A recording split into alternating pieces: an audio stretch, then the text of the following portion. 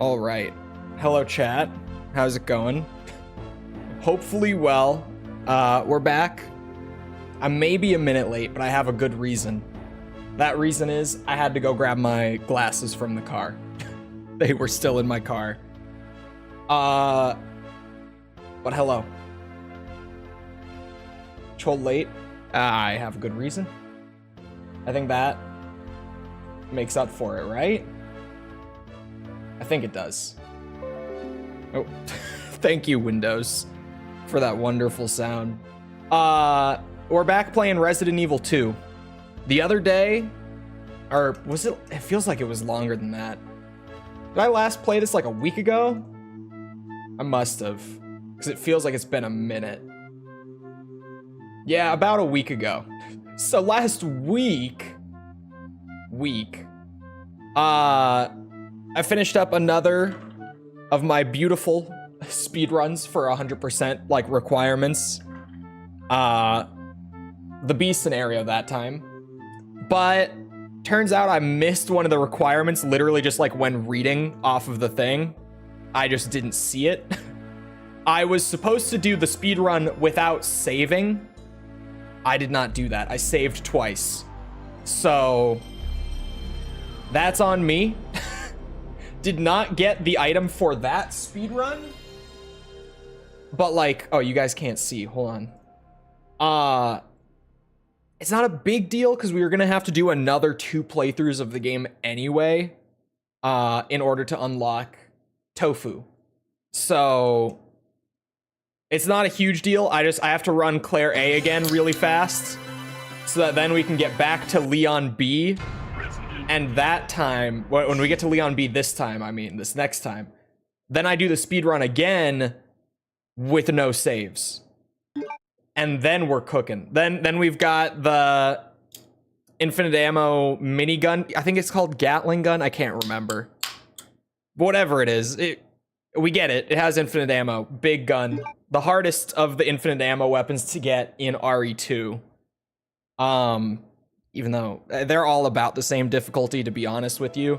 But that one, just because you can't save at all, instead of the normal, like, 3 saves or less, it's more difficult. Not by a lot, but more difficult. So this is gonna be, like, somewhere in between a chill run and a speed run. I'm gonna use the rocket launcher. I'm going to use the rocket launcher this run because I want to. This is the PS1 DualShock edition because Resident Evil 1's DualShock, not good.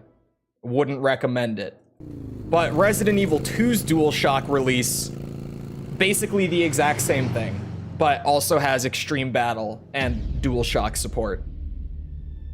Resident Evil 2 didn't get like the crazy changes or anything that RE1 got in its DualShock release, so this one's good.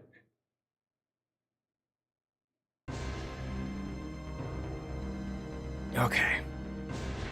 I did load this from a file. I had to think for a second because last time I almost made that mistake of starting a new game instead of loading my file to get the tofu progress. My goal is to get to the station, pick myself up a rocket launcher from the nearest item box, and go to town. That's the plan. Freeze! Who are you?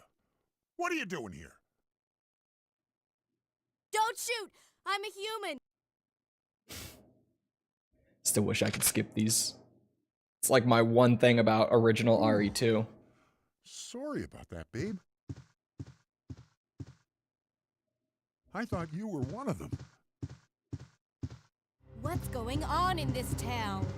Hold on. I ain't got no clue, darling. By the time I noticed something was wrong, the entire city was infested with zombies. Sorry, I'm also doing something on my second monitor real quick while I've got a second. Oh, I no longer have a second. Okay. It can wait. I can pick it up during the next unskippable cutscene. Give me all the ammo.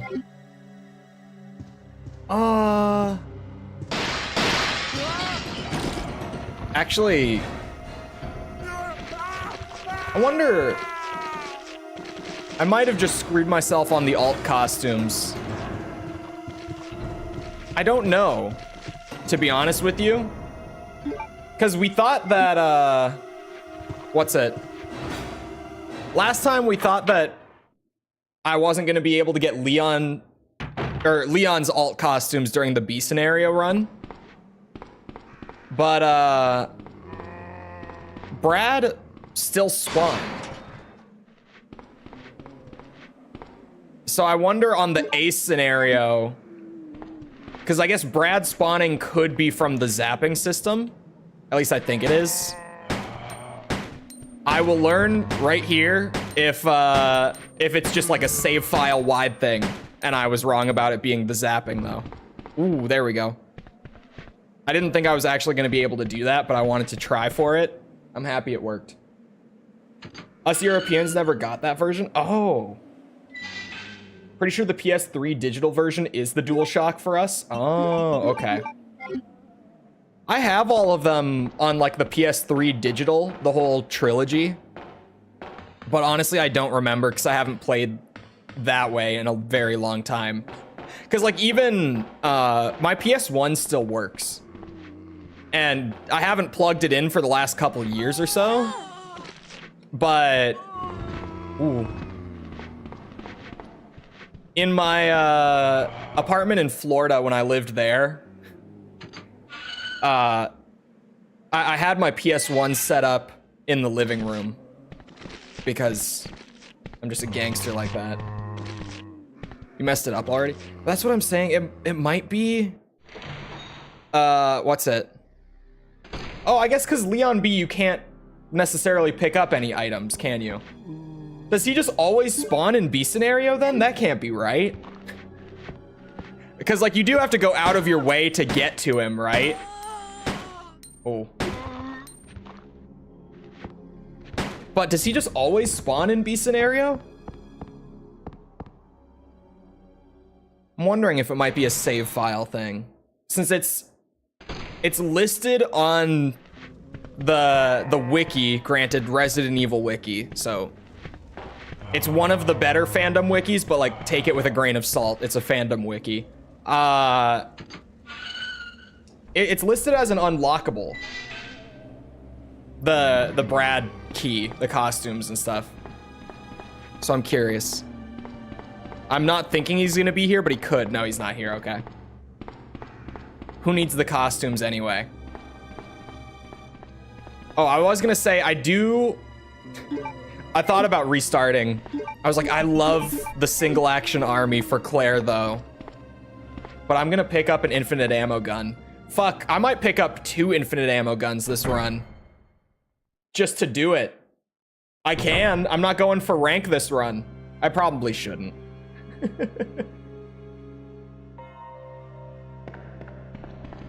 I probably shouldn't. I could still maybe get an A rank pretty easily, especially using the rocket launcher. That's the best part. Or that's the best thing I learned doing the Leon B speedrun the other day to try to get the Gatling gun. Was, I learned from just straight up doing it live on stream that you can, in fact, use an infinite ammo gun for your speedrun and still get an A rank just fine. 1 infinite ammo gun, because you get a penalty for every separate infinite ammo weapon you use. Hang in there. I only touched 1 of them. I used the machine gun for basically the whole thing, just because it was fun. Claire And we learned that just using 1 infinite ammo weapon the whole time, you can still get an A rank. Doesn't affect it. Chris, Jill, Barry. How are the Resident Evil games so far? They're going pretty smoothly for the most part. Pretty smoothly. We should have listened to Hold on. Let me finish this now. What happened? About 2 months ago, there was this incident involving these zombie-like creatures in a mansion located in the outskirts of this city. Chris and the other STARS members discovered that Umbrella was behind everything, at the risk of their own lives. But no one believed them. Are you okay? Sorry. I can't help but mimic Worry it about sometimes. me. Just rescue the survivors in the other rooms. Here, I'm sorry, Marvin. take this key card. You know I love you. You should be able to unlock the doors in the hall with this. Now go. But Just go. okay. Just hang in there. I'll be back soon. See you, Marvin. I'm gonna go find that rocket launcher somewhere. I say somewhere. I know where. I'm actually excited. I haven't used the infinite ammo rocket launcher in RE2 before. I've used the machine gun before streaming this game. The infinite ammo one, that is. But never the rocket. Or the... I never even had the... what's it called? The Gatling gun before. So that's going to be new for me, too. You enjoy that 90s voice acting? I do a lot. I really, really do. I love, especially, like, a lot of 90s voice acting in gaming is rough. But especially Resident Evil's is rough. In a fun way. It genuinely, it is like an honest to goodness, so bad that I can't help but love it to pieces sort of thing, right? Oh boy. It's not even entirely a new weapon. But...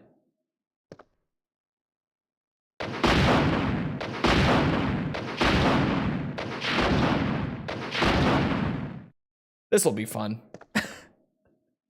This will be a good time, I think. 2236. I had to be sure. Same as Civi said about Symphony of the Night voice acting. If you hate this voice acting, you hate fun. Yeah, like, I'll acknowledge that it's bad, of course, but I love it. Because it's just, it's so... it brings such a, like, goofiness to everything that just kind of works. But also, I see people say a lot that there was, like, no good voice acting in the 90s for gaming.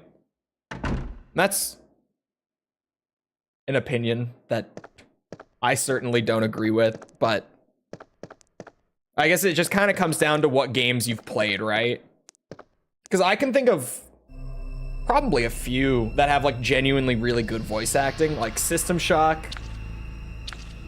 I'm trying not to say Metal Gear Solid right away, but, like, Metal Gear Solid. I don't know. Oh, Legacy of Kain. No liquors today. I brought this with me for a reason. I'm not putting up with no bullshit today. I am up to date with Daima. The last episode of Daima was so good. I'm still, like, I probably won't talk anything specific on Daima until... I think to be safe, because just, you know, people watching it. I probably won't talk anything specific about it until, like, a couple weeks after the English dub finishes airing.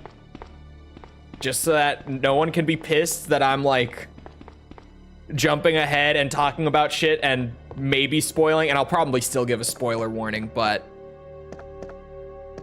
I'm holding off still on, like, actually talking about it.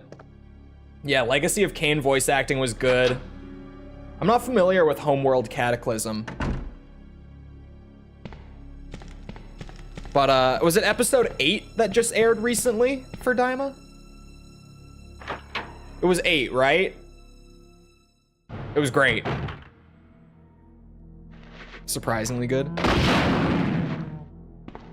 I don't remember Silent Hill's voice acting being great, but it's been a couple years since I last played SH1. So maybe I'm just remembering wrong. Because I very well could just be, like, lumping it in with the old RE trilogy. It wouldn't be surprising to me. I really... See, I was about to say I should play Silent Hill again, the original. Then I remembered a Silent Hill series is probably just inevitable in the not terribly distant future. So maybe I just hold off. Maybe I save it.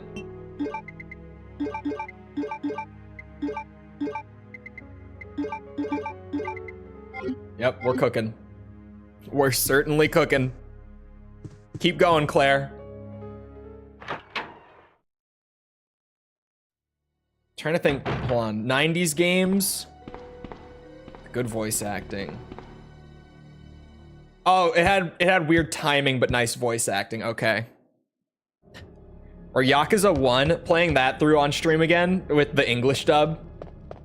Just reminds me, like, the timing can make good voice acting bad, like if it's legit just worked into the game poorly.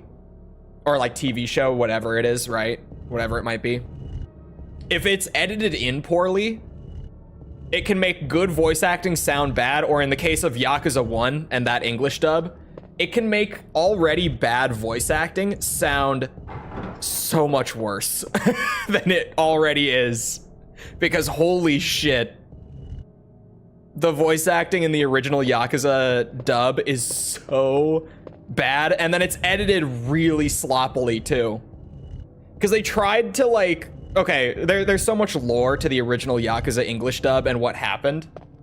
But TLDR, they wanted the English dub to match like the general mouth movements of the characters, right? Like in the cutscenes. Of course they did. Like any anime or show or whatever that you're dubbing. But here's the catch. The English voice actors, 9 times out of 10, did not get to watch the scene that they were acting for reference on the mouth movements or anything like that. So they legit had the actors like in the studio just doing a bunch of different takes of the same like lines, but with slightly different timings just over and over and over and over. And if they didn't get one that was close enough, then they would fuck with it in post to try to match it to the mouths. And so you get lines that are like legitimately like you can tell because it's really poorly done. They just cut and like put an artificial pause in the middle of it to add a little delay to let like the model and the animation catch up to the voice work. And it's so bad. It's so bad. Because like the voice acting already isn't good. And then you've got them like editing in these pauses and stuff that were never there. And you can pretty much just hear them like breaking up the lines in post. And it's brutal. It like I can't imagine, especially with the voice cast that they had in that game. Because they had like Mark Hamill is in that game. The voice actress who did Jimmy Neutron is in that game. I'm trying to remember. There was another really big one. I think, no. Is it? Yeah, I think it is Ray Liotta that's in Yakuza 1. Like, it's a lot of actual, like, big name talent that just got the worst voice direction and then got their shit fucked up in post on top of that. The Yakuza dub is fantastic. If you like bad voice acting, you should play the first Yakuza on PS2. Because, oh my god, it's beautiful. But yeah, Metal Gear Solid 1 is like I didn't want to say it right away because it's everyone's default. Like, if I start talking about 90s gaming voice acting that's actually good, everyone's immediately going to be like, oh yeah, Metal Gear Solid, of course. But it's true, like, it really is. Just, it was good. It was maybe the best of, like, its era. I don't want to go too far, but it was probably the best of its era.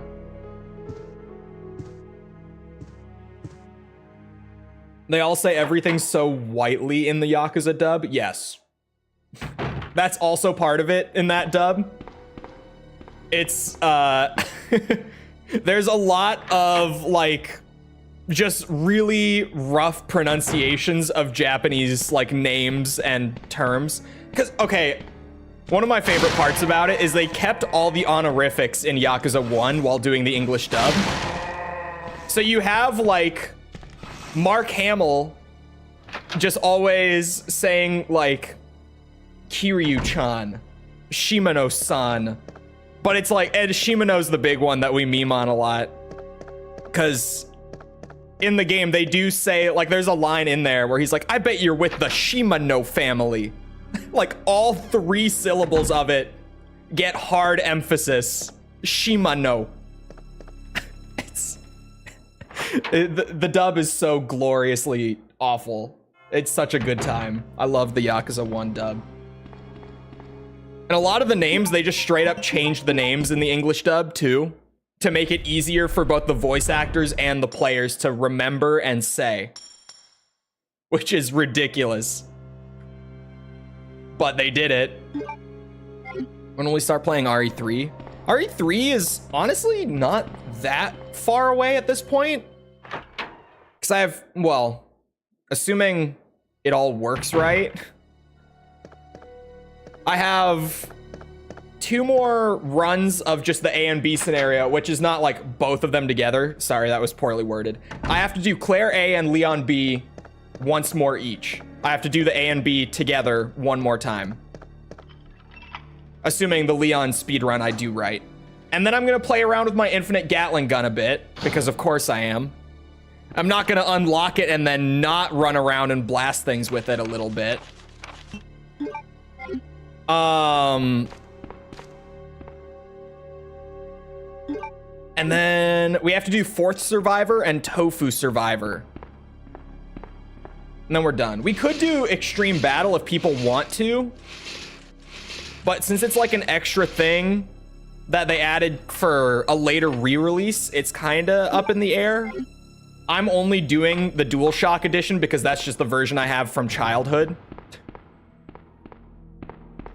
I happen to be sitting on a copy of it, so I'm not gonna go buy an original black box copy when I already have a black box of DualShock. But we did the original RE1, so we didn't do like any of the extra stuff that gets added in later versions of that.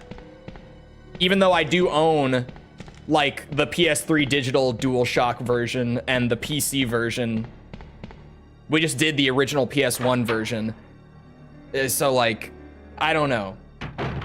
Extreme Battle, we'll see when we're at the end if people want to do it or just go to RE3. Because since it was added later in my mind, it's optional. Oops. Oops. Whoa. Whoa. The crank I don't need until later. Why did I think I got the lighter in that room and not the crank? Anyway. Moving on. What about nightmare mode? Oh, RE3 nightmare mode? For RE3, I have a PS1 copy as well.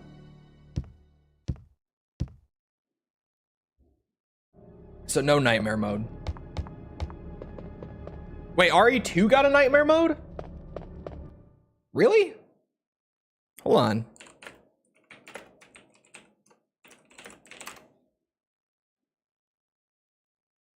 Oh shit, it did. Yeah, we don't have that here. I didn't know that this had one.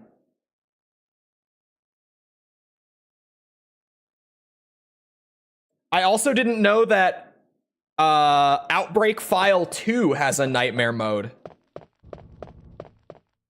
The more you know. Fuck me when we have to get to that. If there's one thing I know about the Outbreak games is that they're supposed to be kind of hard.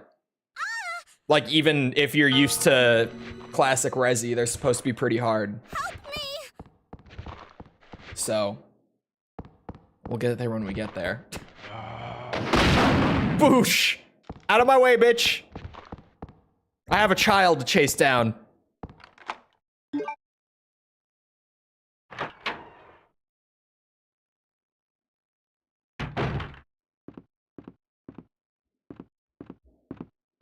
I think it's on PC too.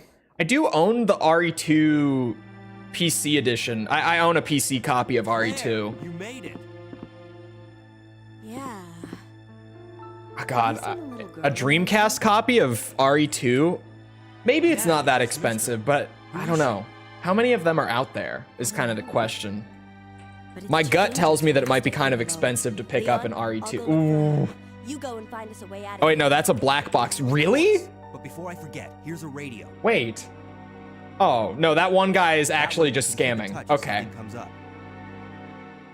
The first thing that came up, I accidentally just searched Resident Evil 2 and forgot the Dreamcast part of it on eBay. I was just gonna go and fucking dipstick check it, right? See how much people sell it for. Oh damn it, Chole wig, hold on.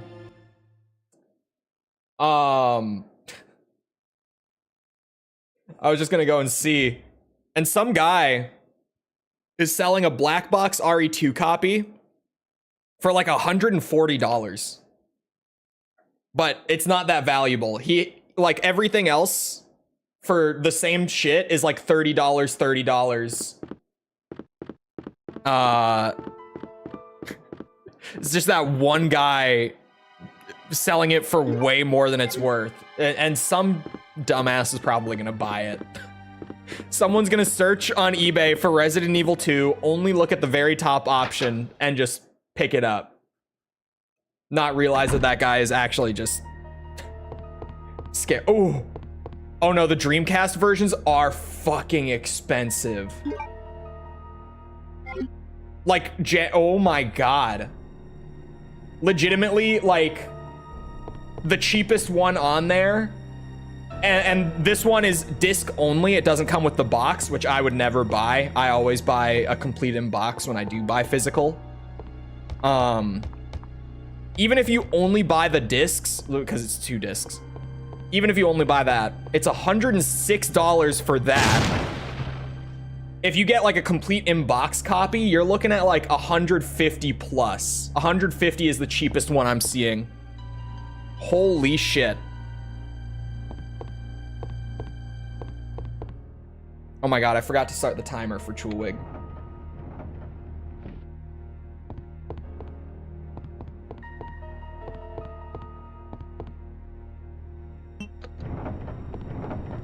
Oh. Oh no, shit. It's already all the way left. They were designed as multiplayer games, so they're way easier if you have some buddies. Doing them on stream, I don't think I will. I think we'll be doing them solo on stream. So. I'm doing RE6. Are you gonna do a no hope run? Yes. At least I think. Probably. I can't imagine there's not achievements for doing no hope, right? Oh, wrong scenario. There's no one here this time.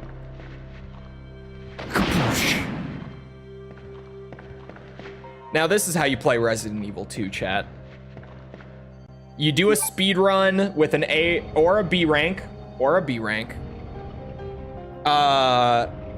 you get yourself an infinite ammo rocket launcher by completing it in under 2.5 hours.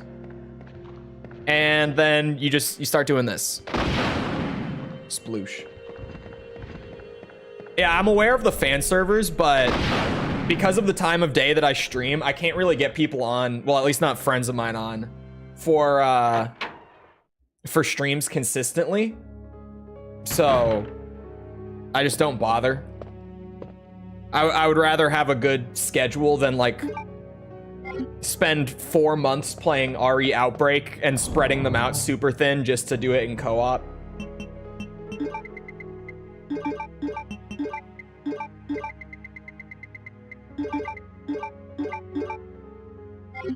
Because most of my friends do not have the luxury of being available from like 1 to 4 p.m. on a weekday afternoon. for some gaming. Pretty impressive for 98. It is pretty good. Always wondered why the Gatling was considered better than Rocket by some. Like, in terms of actual use, I can't imagine it's better. Because the Rocket just insta-kills everything, right? Unless I'm mistaken. I don't think there's any enemy in the game that can tank a rocket shot. But some people might consider it better just because it's harder to get. Just because it's like more of an achievement to have the Gatling compared to the Rocket. There's no achievement for No Hope, just professional.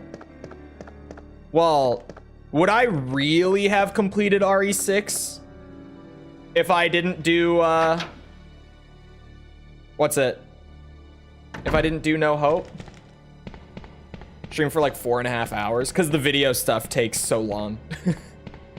I only stream as much as I do. Honestly, I shouldn't stream as much as I do. It's kind of wasteful. I've talked about this before.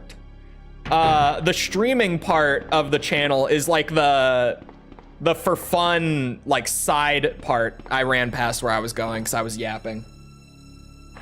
G3 and 4 take more than one rocket. Really? I didn't know that. Does he take 2? But no, the streaming part is just like the for fun part. And the videos, at least to keep the schedule that I keep, are very time intensive.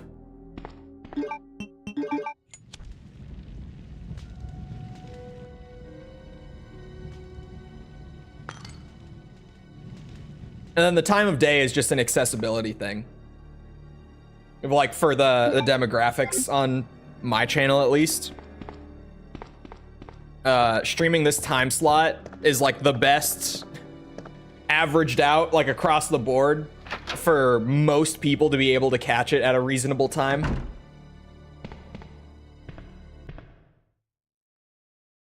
I had to think. I had a little brain fart there on where I was actually going.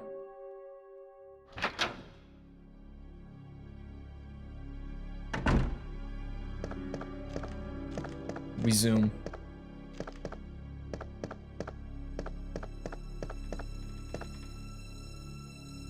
I kind of wish that I hadn't picked up all the ammo along the way, but that's fine. No alt costumes this run is not the worst thing. It kind of sucks because Leon has a second alt costume. Claire doesn't. Claire only has the one. Leon gets 2 costumes to choose from, and I only ran with one of them.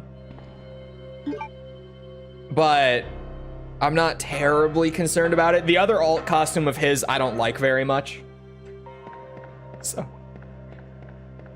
Oh. To give us proper remasters? I don't think they will. Like, the GOG ports, in my mind, are the re-release that we would have gotten. Like, we already got it. Now, in terms of, like, other things, it could potentially lead to more stuff outside of just the classic trilogy getting ported. But I'm, at least if for my money, I think that the GOG ports are like the modern re-release that we already got.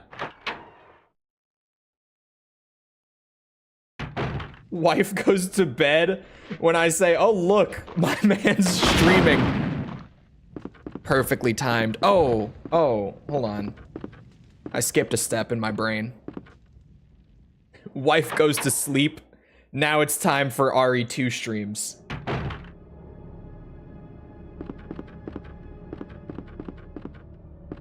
But I bought the GOG bundle, like the whole trilogy, right when they first came out. Not because I thought that well, I was kind of hoping they would be better than they were. Although I hear the 2 and 3 ports are better than the RE1 port. I know I played the RE1 port a little bit, and it's not a great port compared to other versions that are already out there. Like, if that's you know, the one way that you can like reasonably play it on PC just from an accessibility standpoint, that version of RE1 is fine. It's not like it's awful or anything. It's just compared to versions that already exist. Like, I think the GOG version of RE1 is not even as good as the original PS1 version, which is not great. I can't say from experience how the RE2 and 3 ports are. I just haven't played them myself. I haven't tested them. But I hear that those 2 ports fared a lot better than the RE1 port did. That's just what I heard. But I honestly don't know. Because there was also less discussion around the 2 and 3 ports compared to RE1.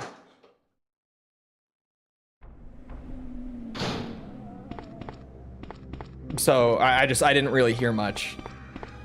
It seems like everyone was like really hyped when the RE1 port came out, and then it was like, oh, it's fine. It's not great. And then I just didn't really hear as much discussion about 2. And I heard basically no discussion about the RE3 port on GOG. I can't even get the Rebirth patch to work with them. The Rebirth patch I was able to get installed. The Rebirth patch does not like my graphics card, which is super weird. Like, super weird. Because I don't have an AMD card. It's obviously not from, what's it? Not from a lack of horsepower or anything, because, like, A, it's Resident Evil 1, and B, it's a 4080. It's just, for some reason, the Rebirth patch doesn't work on RE1 or 2, at the very least. I haven't tried it with 3, but I did try it with 1 and 2, and it just doesn't work on my GPU. I fucked around with DG Voodoo and did all the fixes that people say are supposed to work. I couldn't get it working. So, I don't know. Third-party controller wouldn't work. Yeah, I heard that only Xbox controllers were working, like, natively with at least the RE1 port.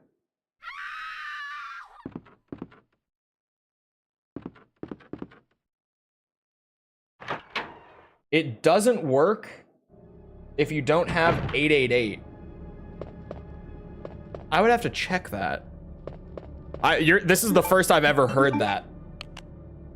Not from lack of searching either. So I'll have to look into it.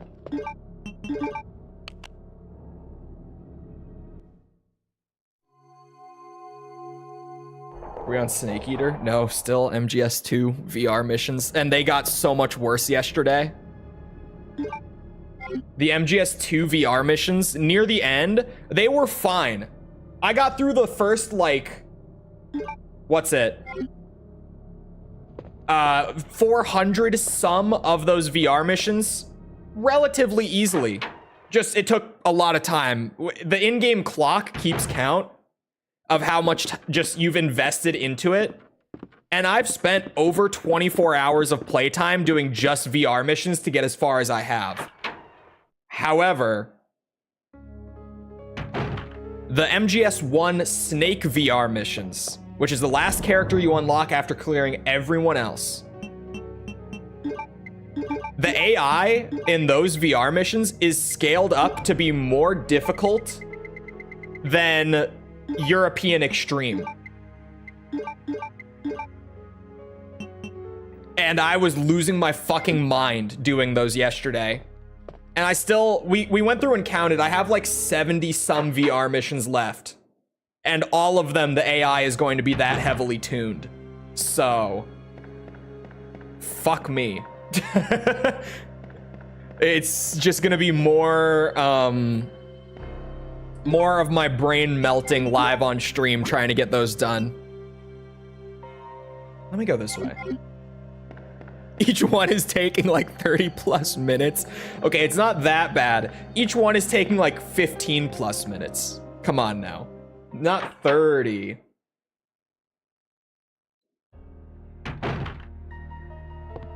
.888 is often the best. Never heard of something that outright doesn't work with it. No, my control. Oh, are you just in general? There's an option for raw input, like on the port. I just realized as I was reading it that might not be for me. My controller worked fine. My controller worked fine on Rebirth and everything. Just a lot of the a lot of the assets wouldn't load in, like it was just like black screen for the most part, and it would crash to desktop. Like I would try to just go through the menu anyway, like from memory, and get loaded in, because if the game works beyond that point, which it probably wouldn't have, but if it did, that would have been great. But no, it would crash to desktop every time. And yeah, I did do it with Japanese. I know that much. Because I used to have classic Rebirth on my old PC that had a 1080 Ti, and it worked amazing on that. I had the old Japanese PC ports on that PC with classic Rebirth, and it was great. Like classic Rebirth, by all metrics, is the best way to play the classic Resi games nowadays. It's just like I can't even get them running on my current graphics card, and I don't know why. I couldn't figure out why. I tried a lot to get them working for these streams. I just couldn't. Boosh, boosh. Oh fuck. Boosh, boosh. There's one more. I know you're back there. Did I just hit him? I think. No, no! Get off of me. Oh, there's two more. Oh, I can't aim this thing down. Oh, fuck. Hold on. Wait for it.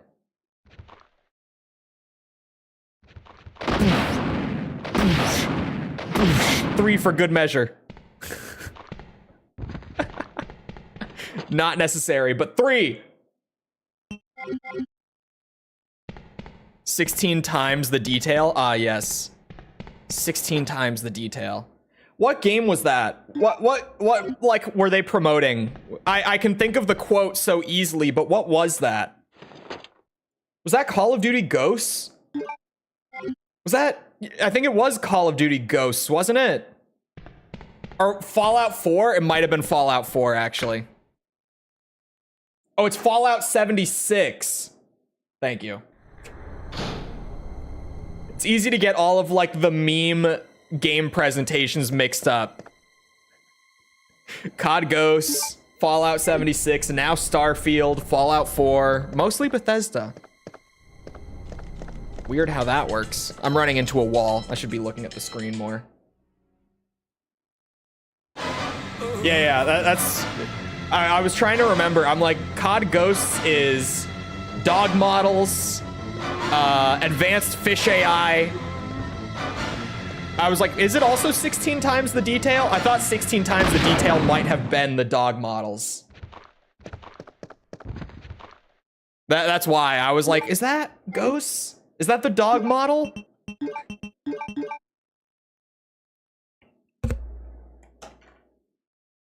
Oh yeah, Diablo.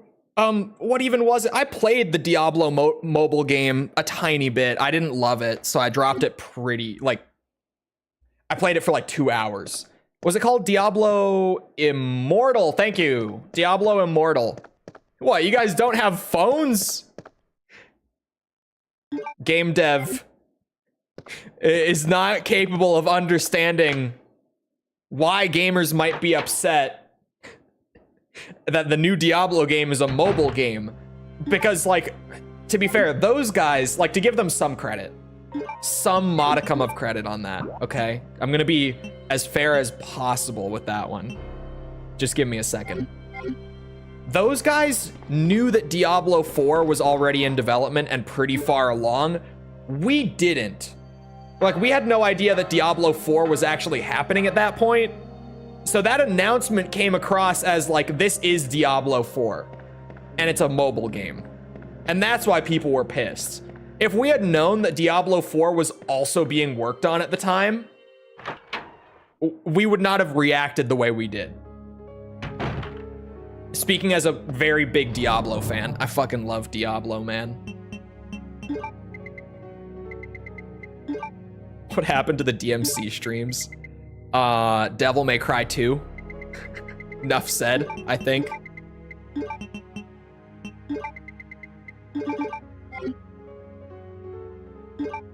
Diablo 4 was good at launch. This is the thing. Everyone forgets. Diablo 4, for the first like 4 weeks, was good. The season 1 patch fucked the game. And that's when everyone dipped and started acting like it was always bad. But the first month of Diablo 4 was great. Like, legitimately, it was really good for the first month. They didn't even have the cash shop in there yet. Like, everyone was playing with the new classes. There was so much content out in, like, the new open world style. It was great. It was great. But then the season 1 patch was when they said, okay, every good build in the game, we're nerfing it. We're fucking destroying all of your good builds. And also, any decent build in the game, we're also nerfing that. No. You can't have that either. All the bad builds, Sorry. no buffs. Those are staying the same. Those are just still gonna be bad. So you know. Are you Chief Irons? That was the problem. It wasn't even like the seasonal stuff. It wasn't even the cash shop. It was, they made every build in the game shit. And they made the game just actively unfun to play as a result. The only thing that was still good after that patch was like Whirlwind I Barb. was told to look after her. And not everyone wants to play Whirlwind Barb every fucking game. Just Blizzard. look at her. She was a true beauty. Her skin nothing short of perfection. Oh, I forgot about that. They also reset like all of the open world progress for everyone. All The first season 1 update. I forget they did that. Some way to stop it. They stopped doing that. a manner of After the season, like season 2 update, they didn't do that. Season 3, they didn't do that. through her brain. But I forgot that for season 1, they did. They reset all of the open world stuff, so you had to go and do the grind again. No proper endgame. Yeah, that was also, because we were all hoping that the endgame was coming with season 1, and then we found out it was coming with season 2. Please. And that was an I'd like issue. to be alone now. Because season 2 was a ways out. I bet if I went back to Diablo 4 right now, I would probably get addicted. But PoE 2 is in like 2 weeks. So I'm already going to get addicted to that. I shouldn't fuck with Diablo 4 right now. I don't need that in my life. Pre PoE 2 coming. I don't.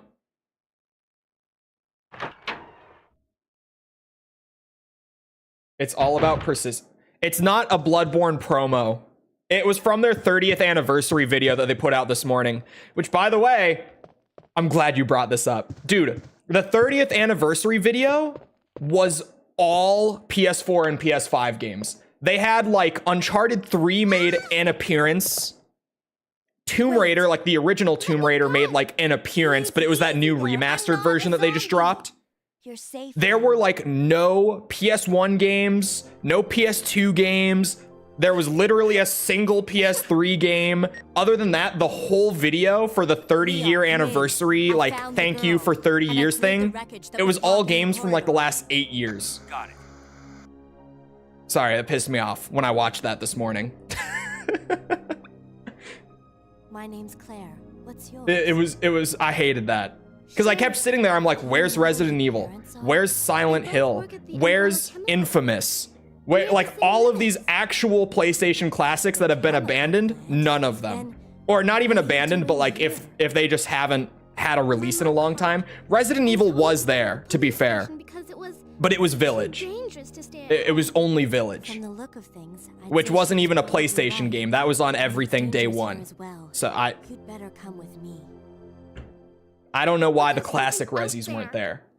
Twisted Metal, yes. God of War, only 2018, and it's coming after me. what's it? And Ragnarok. None of the classic God of War games were there. I was telling you about. Did they have It's Kingdom here. Hearts? I missed Kingdom Sure, Hearts wait. being there. I missed that one. I just remember being like, dude, what the fuck? And Shin Megami Tensei, I just wouldn't have recognized. I haven't played it. But like, so many of the classics just... where were they? Where were they? I suddenly want a PC port of Twisted Metal Black with online. That would actually Twisted Metal, like, modern re-release with online support would be such a good time. Where's my Sly Cooper? It seriously, it was so weird, man. It was so weird to me that there were so few, like, actual classic PlayStation games in that little video. And yeah, there was a Bloodborne clip, and I wanted to comment on the video because the whole thing, like the whole video was, it's about blank, just over and over and over and over and over and over, right? And I almost commented under it. I wanted so badly, because I watched it like 7 minutes after they dropped it. I was really early. So I had the thought, I was like, I might be able to get a banger comment here if I say something like, it's about never re-releasing Bloodborne. But then they showed a Bloodborne clip at the very end. So I held off, because at least they acknowledged that the game exists. So I'm giving them some credit today, just for acknowledging that it is, in fact, a real video game. But if we go another, like, couple years without anything, I might have to make a banger comment somewhere when I get the next opportunity for it. But I was there nice and early. I thought of it. I was like, that would be a good comment, but I held off. I didn't do it. Yeah, I saw the Final Fantasy VII thing where they swap from like an actual clip of the original into Rebirth. That kind of counts. Kind of. Suspect they're working on Elden Ring 2. We pretty much know that they are. Not like directly, but what's it? We have like the code name and some info about what FromSoft is working on right now. And it's definitely Elden Ring 2. Or if it's not Elden Ring 2, it's Dark Souls 4 or something. But I'm pretty sure it's Elden Ring 2. Most people are saying it's Elden Ring 2. Oh, that's right. They showed the zombie head turn from Remake. You're right. A GameCube game. Sorry, what? You guys hear that? You guys, it must have been the wind. I don't know what that was. Demon Souls 2, could you imagine? No, because they started developing this game before there was no Sony even deal on the table when this project hit development, so what's it? Boosh boosh. No, it's definitely not one of the FromSoft Sony properties. They literally just forgot about all of them.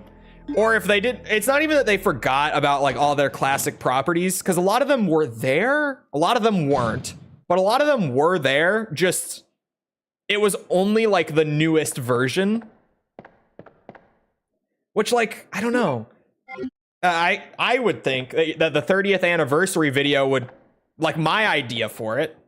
What do I know about marketing or making videos? Nothing, obviously.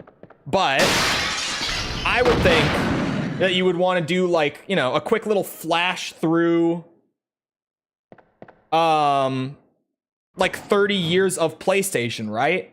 Like you would start with a bunch of PS1 games, and then a bunch of PS2 games, and then a bunch of PS3 games, and you'd like work your way through the library, right? Real fast. That's what I would have thought to do. Personally. For like a 30-year anniversary. But it was so focused on newer stuff. And then there were just a lot of things missing, like Twisted Metal and what's it? Someone help. What were the other ones that we were like, where? Oh, Sly. Was Sly Cooper there? No way. I didn't catch Sly, but I'm also not a Sly fan. So maybe I wouldn't have caught him. But I feel like I would have caught him. It's not like he's not recognizable. It was the remake of Resi 1. I just got reminded that the head turn was there. And I was saying Final Fantasy VII kind of counts, but it was just like a cool edit into the remake, so I'm half counting it. I'm gonna need you to rewatch it. Look, there's a lot of games in there. Was Yakuza there? I think it was. I want to say it was.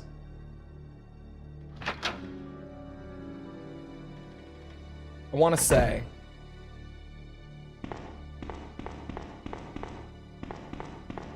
Yeah. I think so, but maybe not. It is funny. I didn't even think about earlier when I was watching it, the GameCube thing.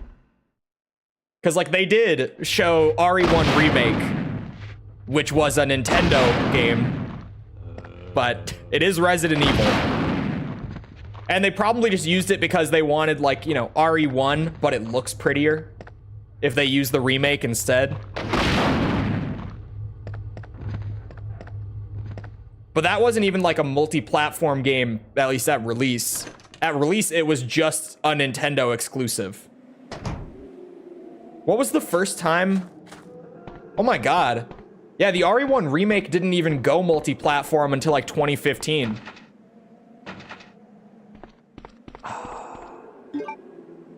I fucked up.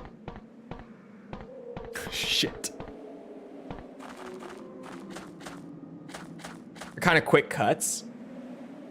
Yeah, maybe I just fucking missed a lot of them then.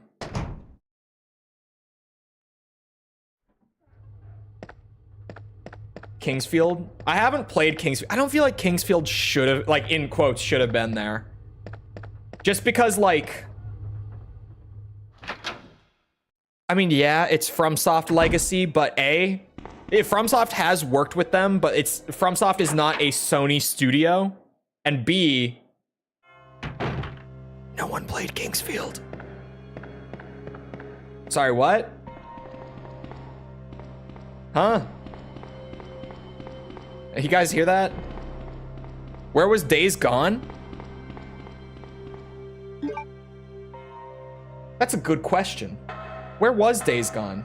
FromSoft will be a Sony studio soon? I don't know. I'm still in the camp of it could be, but the newest like development in that deal is actually really funny to me. If you might not have heard this because a lot of people didn't cover this one. The newest development in the Sony Kadokawa deal is Sony, we learned that Sony was never looking to buy all of Kadokawa originally, at least. They might be now, but that's a maybe. It's a big maybe right now. We don't know if they are or aren't. They were looking to only buy some of the properties from Kadokawa. And they weren't even looking to buy like studios, they were looking to buy IP. But Kadokawa went back to them and they said, hey, we're not gonna sell you any individual IP. If you want to buy something, you're gonna have to buy the entire company. Sorry. So they put Sony in this spot where Sony only wanted to buy some select IP that Kadokawa owned. But Kadokawa went back and said, no, if you want some of it, you need all of it. Like legitimately all of it. Not even just our gaming stuff. You need everything of ours. We are not selling you anything individually. We won't do it. Which is an insanely ballsy move from Kadokawa. But how, like, think about it. They've got Sony by the balls on this one. They're like, okay, clearly, like, let's just say it how it is. You guys want Elden Ring, right? You want to buy Elden Ring. We're not going to sell you Elden Ring unless you buy the entire company. Which takes it from like a, you know, a deal where we're talking a few $100 million to like tens of billions of dollars, if not more. It could possibly be in the hundreds because Kadokawa, I think a lot of people don't know this or have just missed it in the coverage. It's legitimately one of the largest corporate entities in Japan. Like it's not even like just one of the biggest gaming publishers. Like we're talking any corporate entity that exists in Japan, it is one of the largest. It's up there with like, I don't know, a Sony or a Nintendo, just in terms of like how fucking huge they are. So they've basically got Sony in this spot where they're like, we're not gonna give you little bits. We're not gonna do that. If you want little bits, you're gonna have to spend significantly more money than you are likely comfortable spending to buy everything. And then it's gonna be your problem. It's not our problem anymore. If you have to take it all over, we get the bag and we run. Executives, right? Like anyone who's an executive at Katakawa pushes through like a tens of billions of US dollars deal in yen. That conversion gets ridiculous. That deal, if it goes through, no bullshit, will probably be in the trillions of yen. They're just gonna get their giant paycheck out of this deal and fucking leave. Which, I mean, if I were in their position, I'd do the same thing. I'm cheering on those Giga Chads, because holy shit. It's such a ballsy move, but I love it. Worth over 630 billion yen. Jeez. So that's probably about how much we're talking. Like 700 billion yen. That's ridiculous. Because they're not going to sell it for exactly what they're currently worth. That's never how this goes. They're going to push it higher because of potential growth and everything, right? And also, if you only give them what they're currently worth, why would they sell it to you instead of just keeping it and growing the company themselves? So they're going to sell it for more than it's currently worth. It's crazy. That whole deal is so fun. Like, at first, I was like, oh, I don't know about this deal. But then when we started getting all the details, it became really fun. Sony has the money for something like that, though. Yeah, but the thing that's making it so fun and interesting is they're putting Sony in a spot where they have to spend way more than they originally wanted and also pick up all of this shit to manage and like all of this IP and everything that they didn't want.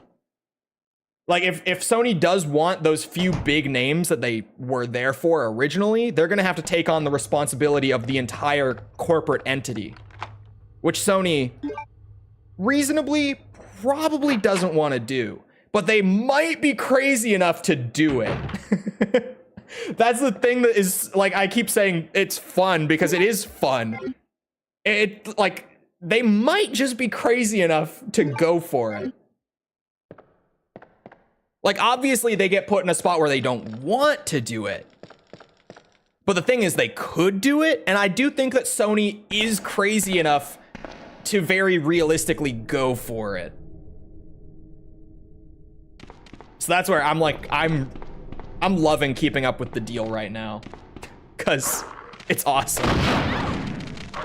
Oh my God, I almost just died. Holy shit, the dogs.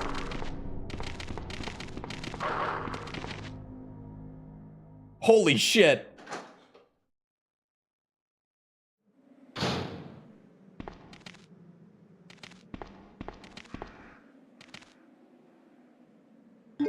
Oh, red herb is actually really nice. Forgot how much of a pain the Nemesis fights are. Learn that dodge. Learn that dodge. It's so worth it. That's what I learned doing the review playthrough of Nemesis, is I had never bothered to like get good at the emergency dodge before. But it's actually so fucking rewarding once you get it. It's awesome. Because it makes Nemesis into a little bitch if you can dodge all of his attacks. Like, he pulls up, he thinks he's hot shit, and you just start sidestepping everything he throws at you. It's awesome. I love dodging. Like, getting used to the dodge in RE3 is so cool. I had never done that before. It brought RE3 from one that I've always been like, yeah, RE3 is fine, to me being like, actually, I think I'm a big RE3 fan now. Just learning that one mechanic totally changed how I think about that game. So cool. Sony's worth 250 billion. Is that freedom dollars or yen? Is it? I would think it's freedom dollars, right? Probably.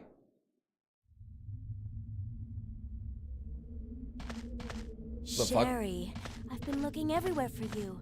I was so worried.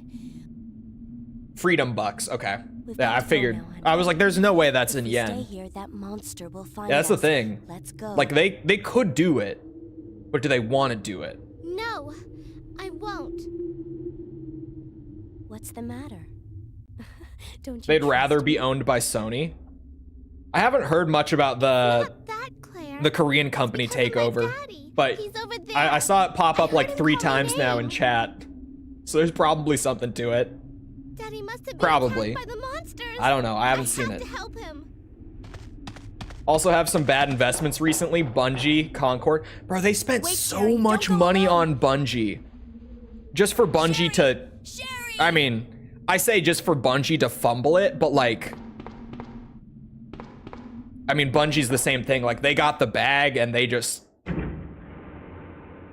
kind of chilled. Didn't really do anything. When I say do anything, that's a little mean-spirited. Didn't do anywhere near as much after they got that bag. Ow. Ow, can we not kill the child?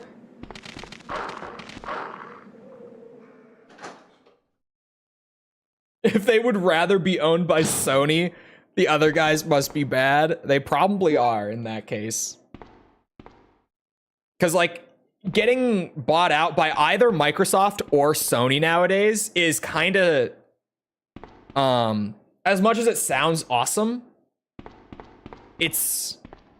from a development standpoint, like from the standpoint of people working at the company, it can be awesome, but it can also be fucking terrifying. Because Sony and Microsoft are both known for shuttering studios that don't perform. And they don't exactly give second chances either. It's like you fuck up one big time and you get shuttered. You're done. So like it's kind of a double-edged sword. Getting bought out by a publisher that massive, because they have so much to manage that as soon as you stop being like worthwhile to them, like as soon as you have one big fuck up, they're just gonna like shut it down, move on, because to them it doesn't matter. Like they have so many other things to worry about. It's risky business. Risky business.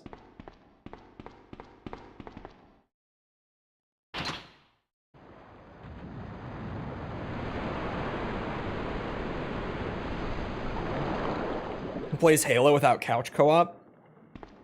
Here's the thing. Lifelong Halo fan. Grew up on like couch co-op and stuff, split screening everything. The question in the modern day, the more appropriate question in the modern day is who the fuck plays anything in couch co-op? Obviously there are like exceptions. Some people still do, but like broad market, very, very few people are actually like picking up a new game, sitting down with like a buddy to split screen it on the couch. As unfortunate as it is, that part of gaming culture has died off so much in recent years. I play local co-op, but I know it's like 1 in a million. It is, which kind of sucks, but like I've said it before. Oh, the child is gonna die. Fuck. We're not going for rank this time anyway. I just didn't want to do it. Sorry, what was I saying? Oh yeah, like I kind of miss it, but even me and my buddies who live not that far from each other, the vast majority of the time, if we want to play a game together, we're just gonna do it online, because like, you know, we're already home. We both get our own screen. We get to actually run it at max graphics settings, because like PC players, right? If you start doing split screen, running double displays, it takes a lot more resources, so you normally have to mess with stuff to get it running smoothly. There are a lot of games on PC that have good split screen functionality, but it's just, it's a pain. Sherry, are you okay? What are we doing this run? We just have to Did you get through find this your run. dad? We have to get back to the B scenario. Yes, I'm okay, but I couldn't find him. We do I like did get find together to something play else to games, do. Here. but also when we do, it's like Mario Kart or Mario Party, Smash Bros. Like, it's all on Switch, isn't it? It's like a party game, Thanks, sweet. right? We're not getting together to like play Halo or play COD or anything like that like we did when we were younger, right? Claire, I can't reach the ventilation hole anymore. But don't worry. Steam even has an option to force couch co-op games to work as online co-op. Yeah. Because like actual couch co-op in the industry is not worth investing in anymore. Outside of like if you're a party game. In that case, like that is the whole game, right? But industry perspective, it's just not worth the investment, unfortunately. And especially when it comes to like optimizing and just, in the case of Halo Infinite is already pushing the Series X to its fucking knees. The Series X runs Halo Infinite relatively well, but if you stretched that and did double display, it would not run. You'd have to make so many adjustments, and there would be a lot you would have to do. And it wouldn't be cheap to put in the time and effort to do that. Which is why, like, a lot of the time with like modern gaming stuff, that's just different from like the old school stuff.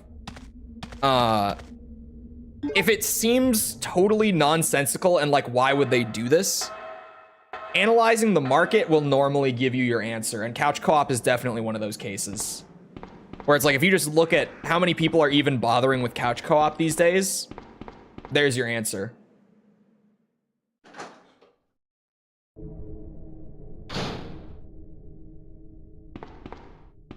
Uh-oh. Whoosh. I love that I just know there's another one at the very end of the hallway, pre-fire it, and just hear the death sound.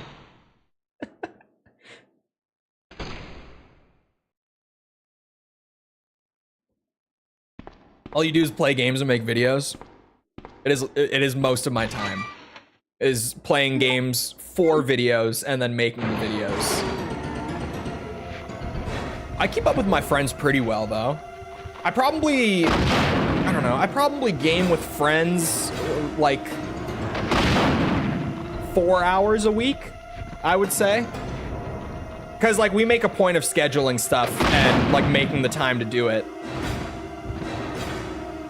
Cause I mean, that's the only way that it happens. That's when everyone got out of college, cause like I finished college a couple years ago, but when I finished early for my age and everything. When all of my other friends finally like finished up college and stuff and started working full time, we got met with the whole thing of like, oh my God, we're all adults working full time. Some of us are married at this point. And it's like, oh God, we have to like start going out of our way to schedule gaming sessions every week. We have to plan this shit ahead. Like we don't just hop on a Discord server together and just whoever's on is on at any point in any day. It doesn't work like that anymore. We got met with that brutal reality. If it hasn't happened to you yet, if you're young enough where it hasn't happened to you yet, you wait. Yeah, you hear it and you think, oh yeah, sure. But no, seriously. Like at one point it just happens where if you don't do that, you're not gaming with your friends. Like that's the only way. It happens eventually. It's coming for you. If you're not there yet, you will be.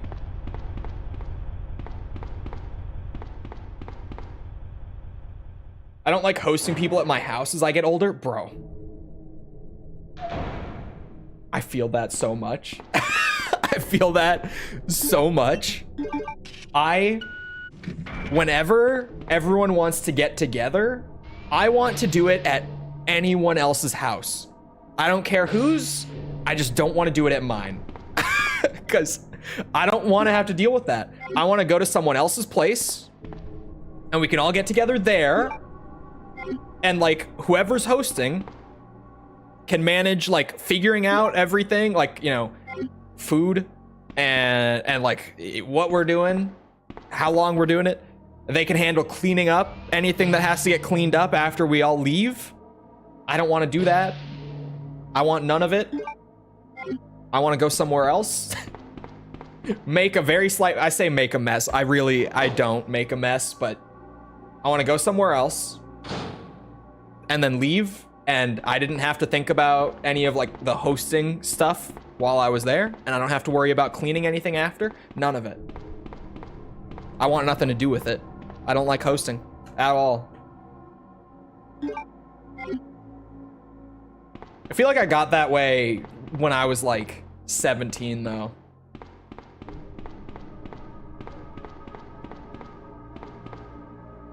Don't you live with your parents? Yeah, that makes it worse. For sure. But a lot of our friend group does live with their parents still. Because, you know, we're in our early 20s in this economy. So, if you are in your early 20s living in this economy, you know. You absolutely know. Housing market moment, yep.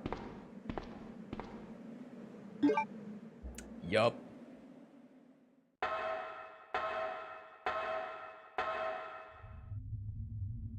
We get along, Cole's mom and I. I luckily do get along really well with Chat's moms. Which is a great thing. I'm glad that your collective mothers all love me so much.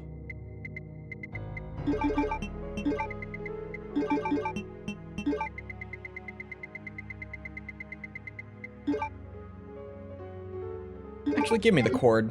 Fuck it. Why not?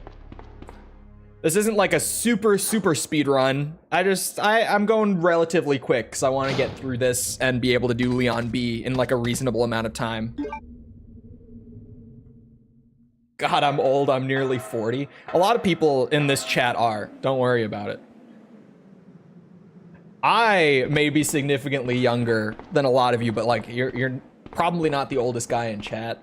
Have you seen the games that we play? Might have something to do with it. I'm just saying. I'm pointing out that maybe the reason that a lot of chat is older for like a gaming channel audience, especially like my channel has a much older demographic, but you might be able to imagine why. You can probably put the pieces together. I could be Cole's dad. Oh God. Sorry, that's not even realizing that you could be my dad. That's not even what the oh God was. That was like an internal realization of like, I could be a dad. I'm not, thankfully, but I could be. Granted, I could have been at like 16, maybe even 15. But that's besides the point. Like now I could...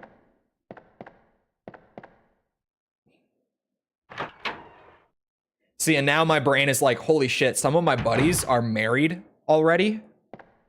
Like they're probably gonna be dads in like 2-3 years. Most of them that are married. One of my buddies I don't think is ever gonna have kids. But...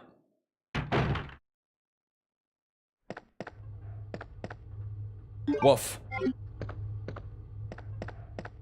I could be your dad. Yeah, that's why. That's what led to the realization. That's when you said it, I was like, yeah, if you had a kid at like 21, 22, and then I was like, oh wait. Oh wait. With how many of chat's mothers you've befriended, you could very easily be a stepdad. I feel like I would be a good stepdad. But a lot of that... Look, I might not seem like it, chat, but I have a very strong... What's the word? Paternal? It just sounds weird, probably because I never hear that word. But paternal instinct. Very strong. Be a horrible step? I don't think I would be. You gotta remember...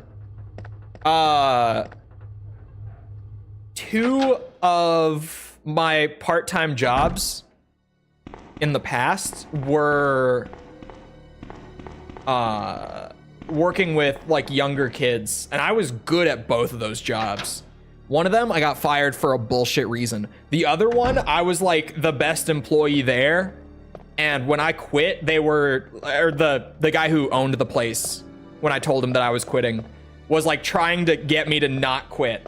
He was trying to convince me to not quit when I told him that I was quitting. I was good at those jobs. The one that I got fired from had nothing to do with like my actual day-to-day job. Which is where I'm like, that was bullshit that I got fired. Oh, fuck, I'm Claire. I need the lighter every time. Every time on a Claire playthrough. When I was 32, I bumped into a girl I went to high school with, and she was a grandmother. She had a kid at 16 that went on to have a kid at 16. Jesus. Being a grandmother at 32 is crazy business. Because, like, it's not horribly uncommon to have a kid at 16. But how common is it to have a kid at 16 and then your kid also has a kid at 16? And you end up being a grandparent in your early 30s. Holy shit. Cole would play couch co-op with his stepkids. I would. Probably not even couch co-op. I would be playing Doom Deathmatch. Doom 1 and 2 Deathmatch. Probably Doom 1. Better maps. But Deathmatch with the stepkids. Absolutely. Quake if I can get them on it. If we can get like a little LAN set up, you know, if we get them on some PCs, they don't even have to be good gaming PCs for Quake 3. Quake 1 and 2 deathmatch both have good death matches, or Quake 1 and 2 both have good death matches as well. That's what I wanted to say. But Quake 3 Arena, I still say it. I will always say it. The best FPS deathmatch of all time, still to this day, is Quake 3 Arena. In my brain, still to this day, there is not a single better competitive first-person shooter than Quake 3. It has never been topped. So how much do I sound like a boomer right now? Because I'm actually being genuine. I'm actually being genuine. How much of a boomer do I seem like right now? Unreal Tournament 2004. Dude, I love UT 2004 too. You know what makes UT 2004 even better for me though? And, like, the game is already like, that is one of my favorite boomer shooters, right? But then on top of that, UT 2004 is what the original Killing Floor mods were made for.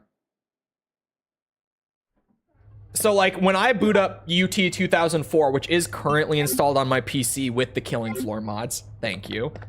I forgot the lighter again.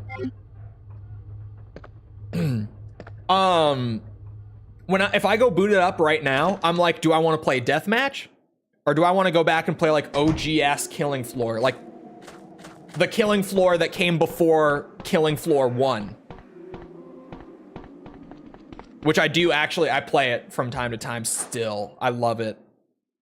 Even the old, like, Killing Floor 2.5 mod, so good. I fuck with that shit so much. You ever seen the Xbox LAN party? I've been to Xbox. Oh, the LAN party cart. Yes. Yes, I have. I was like, I've been to Xbox LAN parties. Hello. I played competitive Halo.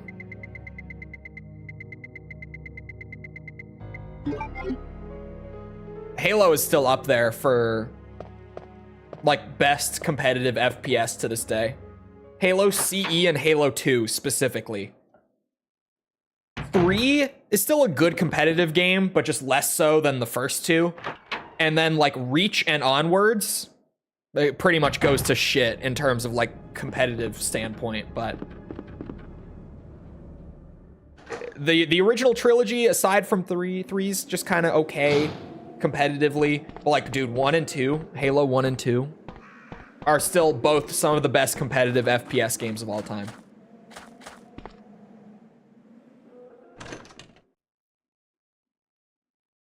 still.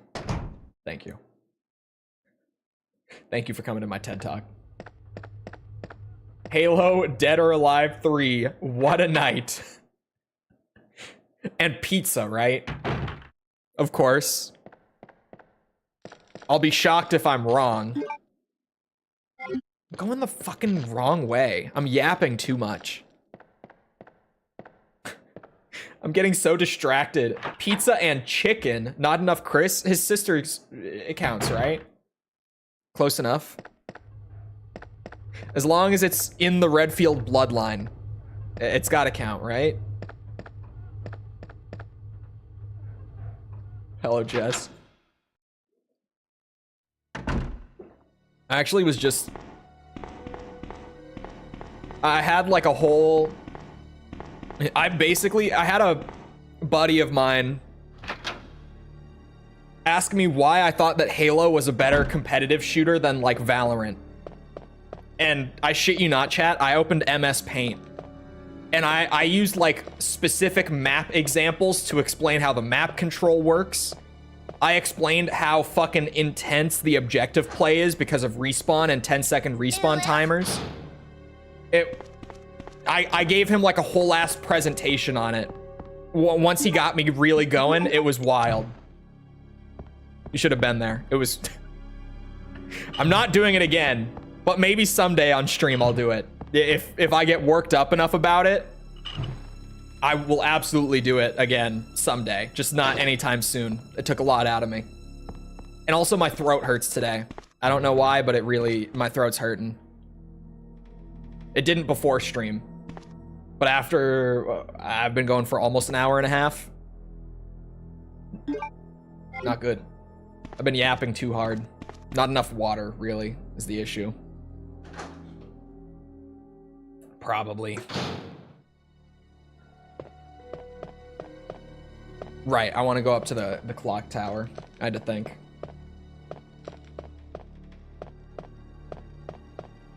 W in chat for Jess. I miss getting good pizza. The regular spot I used to go to closed down. No. I'd have to order from another location, but I don't want to wait 30 minutes for pizza. 30 minutes? That's not that bad. I should have gone. Yeah, whatever. What if Claire was just Chris in a wig? It's possible. Most Resident Evil fans have never seen Claire and Chris in a room at the same time.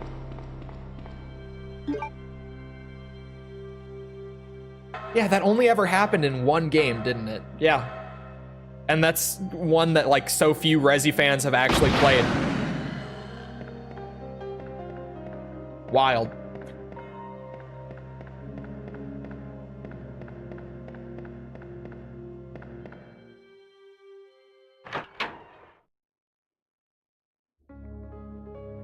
I need to cross one road to get there. Yeah, that would be convenient. I had a place like that when I lived in Florida. I lived like legitimately a block away from a really good pizza place.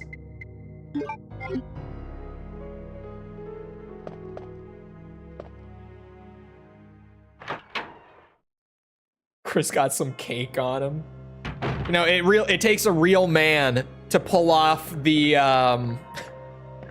red jean short shorts.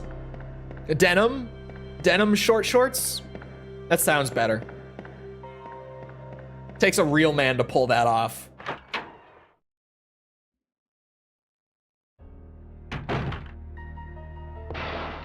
Uh-oh.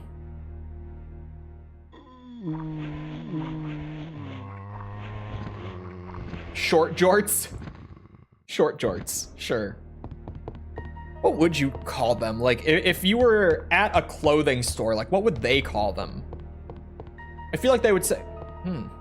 I feel like they would say denim... Would they say short shorts?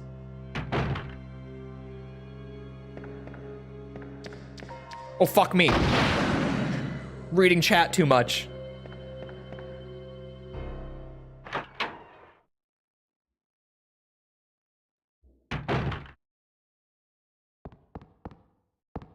The new couch.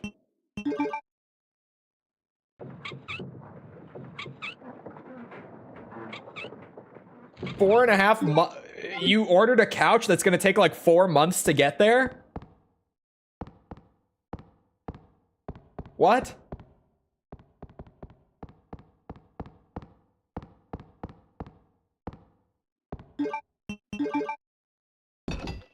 Oh, 2 sofas and an armchair. Wow. It's from Italy. It's fancy. You have to wait for fancy. Oh. Fancy Italian furniture. I see. How does it take them 4 months to make 2 sofas and an armchair? Surely they do this for a living, right? Exotic. How fancy can it really be? 4 months? I don't think so. I don't think so. Can't be that fancy. GOG. I'm playing my old ass DualShock edition for PS1, but playing it on DuckStation for like the up-resing. You can use DuckStation to like fix the clipping and the texture warping and the wobbling. And it basically looks like the PC port. Right? It's funny, I own the PC port on GOG. I like my PS1 copies, okay? And using DuckStation is also so much easier than getting like analog capture equipment. So, DuckStation it is. I mean, granted, DuckStation is genuinely one of the coolest emulators. It's like black magic that they can just fix the warping and wobbling issues the way they can.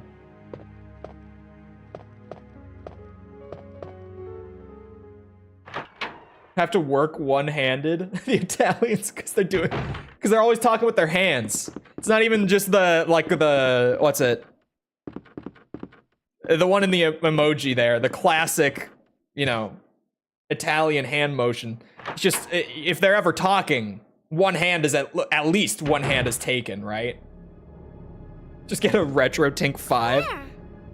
Isn't that shit expensive? Sherry, you're okay. I'm glad to see you're safe, Claire. Look, I know a lot of people do like using like analog capture equipment.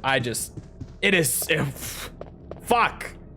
It's like $300. It's more than $300. Fuck me. So worth though. RT5X is crazy. Yeah, I know Avalanche uses that shit. And he's always like, yeah, this was a lot. Worth it.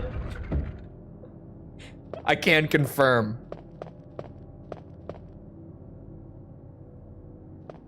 Claire! Hand motions. I'm going down there. The Tink Stay 4K here. is more expensive. RetroTink 4K. Oh, yeah, there. $750? Holy shit. Granted, 4K output, but like, holy shit. God damn. False recently, she just got in her like physical copy of Drakengard 3. And she was like, can I capture this off of a PS3? Help me! Cause she was like, I could just use my PS3, right? And I was like,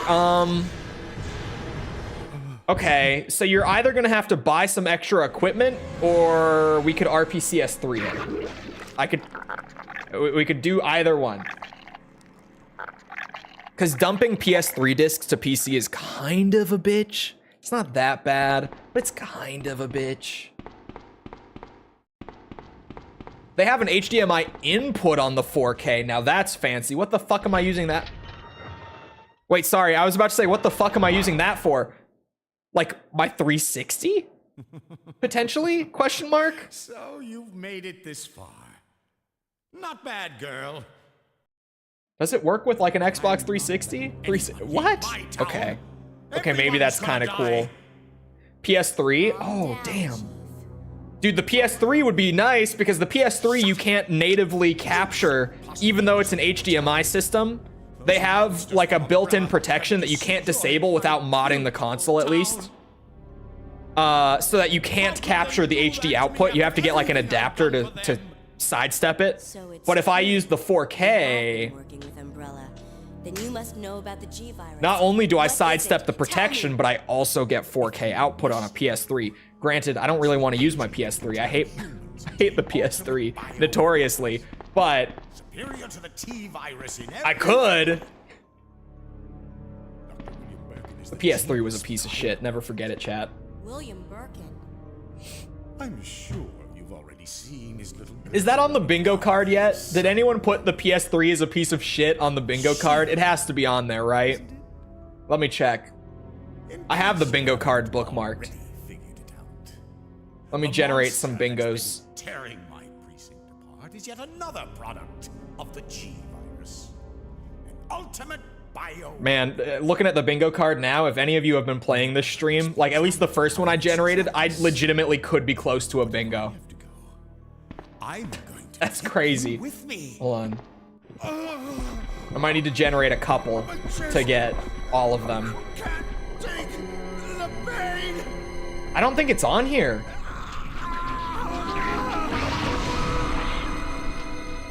Sorry, big man.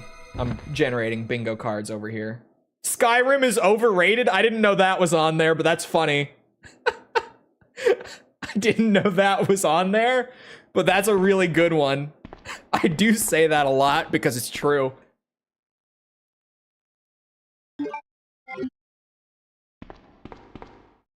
Oh, whoa, I just had like 4 messages come through at once. I thought a message straight disappeared, but no. The PS3 was a piece of shit, but god damn it, it was my piece of shit. A lot of people like their PS3. More power to you. I had both, the 360 and the PS3, and man, I did not like my PS3 by comparison. But like also you're up against the 360, which is legitimately, like for me, it's realistically, it probably is my favorite console ever, but I will always say that the PS1 was my favorite. Realistically speaking, the 360 is probably my favorite console ever, though.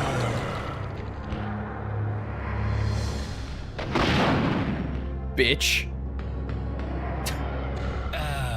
Get rocket launchered. Wait, is he not dead? Oh my god, the G-Spawn can tank a rocket? Metal Slug 2. Rocket launcher. You lose, big guy.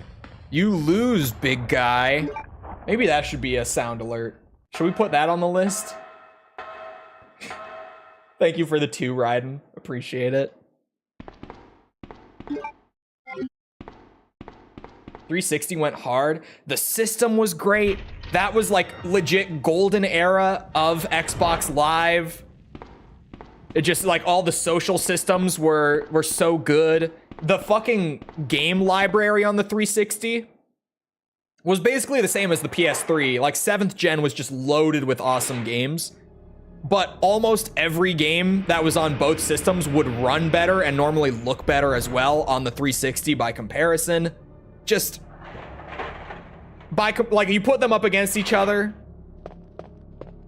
and you almost feel bad for the PS3.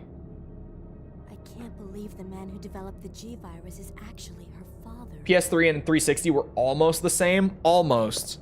The PS3 was just worse enough that, like, especially on the later end of the system, the big thing that made the PS3 games look worse If we can just is a lot of devs started turning off the anti-aliasing on the PS3 versions to save on the performance.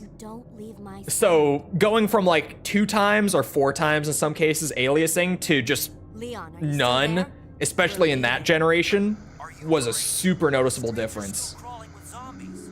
It'll be Like all normally right. between like 2 and 4 times, you can't tell the difference. Between like 4 and 16 times, you really still can't tell the difference. Most people, at least.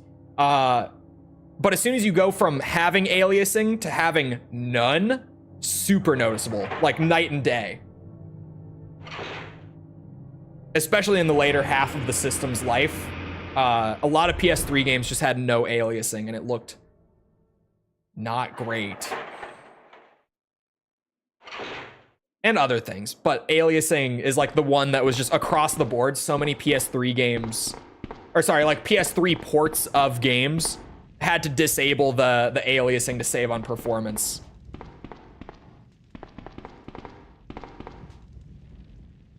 I play with none when I can. You should play with 2, in my opinion.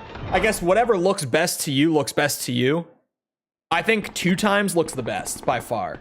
Because you get rid of the jaggies, but then you also don't go super crazy and like blur everything out and make it look like slop. If you... PSA, if you are a PC gamer and you look at the anti-aliasing settings and you go, oh, 16 times? Number big. Don't do that.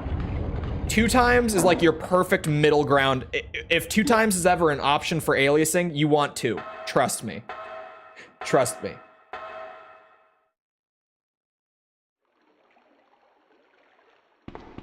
Really doesn't do anything to performance anymore. Yeah, 16 just blurs shit out so much and it looks not great. Granted, a lot of people aren't going to be looking close enough to tell the difference, but piece of advice, 2 times not only runs better, but also in almost all cases looks better. Yeah, the higher you raise it, the more blurry your output is going to be. So you want like a tiny bit, but you don't want a lot.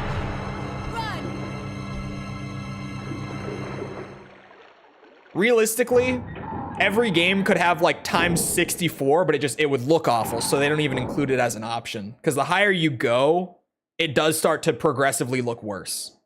My eyesight's not good enough to notice. Very fair.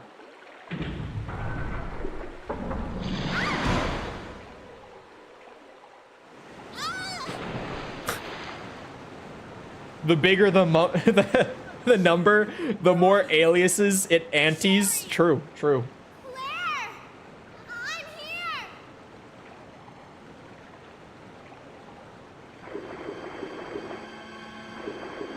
Yeah, getting into the different types of aliasing too, that's a whole...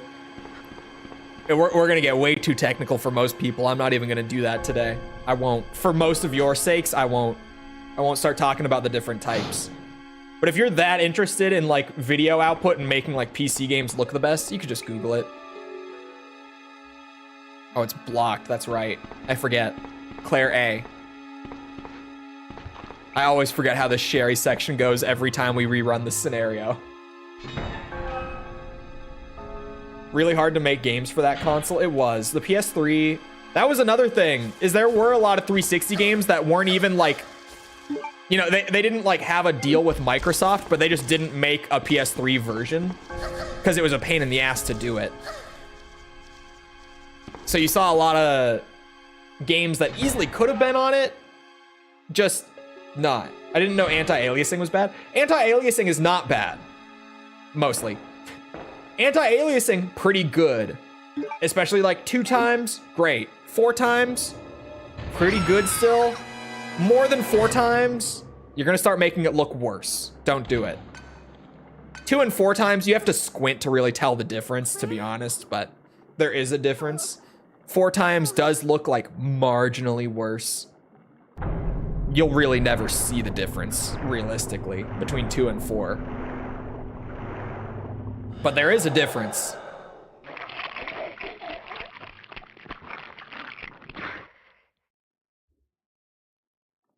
Scaling and anti-aliasing separated. Yeah, it's a lot.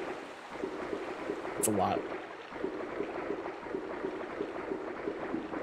Lots of Switch games don't have any, and you can see all the pixels. Yeah, that's what I mean when I say jaggies. Because the reason anti-aliasing exists, it does apply a very slight, like if you're using 2 times, a very slight blur over everything. But the reason it does that is because it gets rid of that kind of little jagged pixel look on edges that's normally there. On DuckStation right now, I have 2 times anti-aliasing on. I guarantee you. I bet I just globally have that enabled right now on DuckStation. Because it smooths out all the edges. But also doesn't blur things to the extent where you're actually going to like see it and go, ooh, why? Just makes things smoother.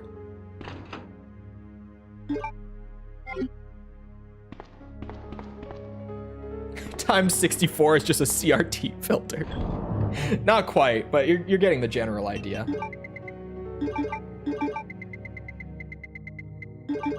Too much is not going to look great. I don't think I've saved this run. And this isn't the run where I have to do the whole thing without saving. So let me, you know, an hour and 45 minutes later, if False were here, she would be having a heart attack. Just at the mention of, I haven't saved yet. Yeah, I haven't.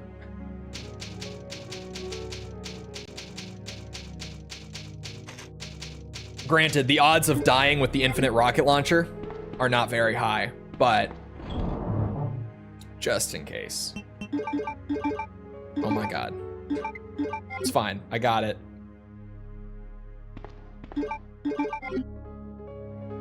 PS1 does not look good on LCD. It doesn't.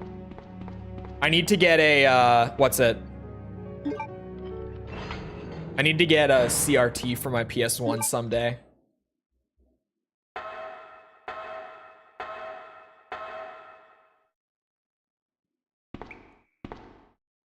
What about anisotropic filtering? So anisotropic filtering upscales textures like artificially. And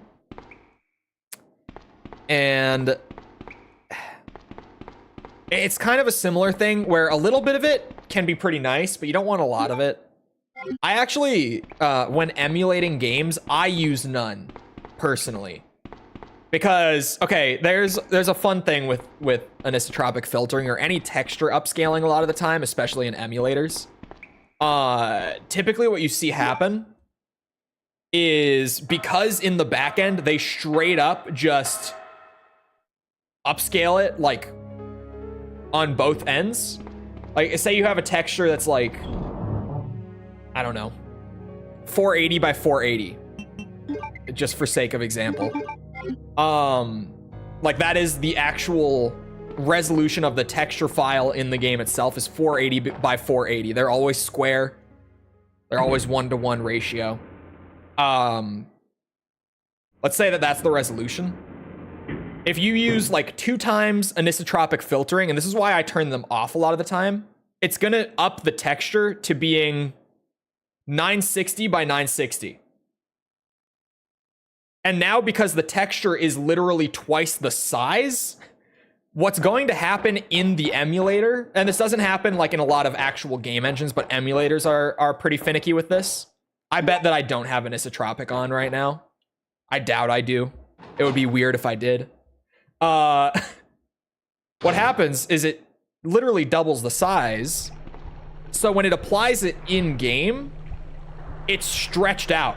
Like it's literally twice as big as it should be. I know, like, just pure, like, I know off the top of my head, a really bad one with that is PPSSPP. Do not use anisotropic filtering there because it does that exact thing. It does the classic emulator thing where it stretches the fuck out of the textures and it makes them way larger than they should be. And sure, the resolution is higher, but because it's artificially being upscaled, you end up getting A, like a really blurry texture, and B, a texture that's way larger than it should be and super stretched out. So I don't use it in emulation. In games, I normally use it, but not a lot of it. If it's there, like in the options. Oh my god, he's on the roof. Auto aim at the other one, Claire. Bitch. Nearest neighbor is maybe best. Nearest neighbor is good if that's an option, yeah. If you have nearest neighbor, that's pretty good. Because nearest neighbor will make it blurrier. Like the texture won't be as sharp, but it will be at a higher resolution. Who are you? Oh, I see. Another spy sent by. But nearest Umbrella, neighbor right? shouldn't fuck with the size of it. You're here So. to steal my husband's G virus, aren't you? I hear that being a PS3 exclusive has made it a nightmare to try to work with. What, MGS4? Then you must be Annette. The Master Collection 2, we haven't really heard much about. What? Shelley's Probably still a wandering ways around off. alone in the sewers. have to help me find her. Last we heard, MGS4 was never officially confirmed, What's she doing here? but the William will official be after comment you. on what games would be in it during an interview, the comment that was Right. given was, Creature that's been causing we all this we still don't even destruction internally know exactly what the lineup is going to be for Master Collection 2, and this was months ago, but like this is part of why I say it's still a ways off. Because last we heard they were saying we still don't even know internally what the exact game lineup is for this collection.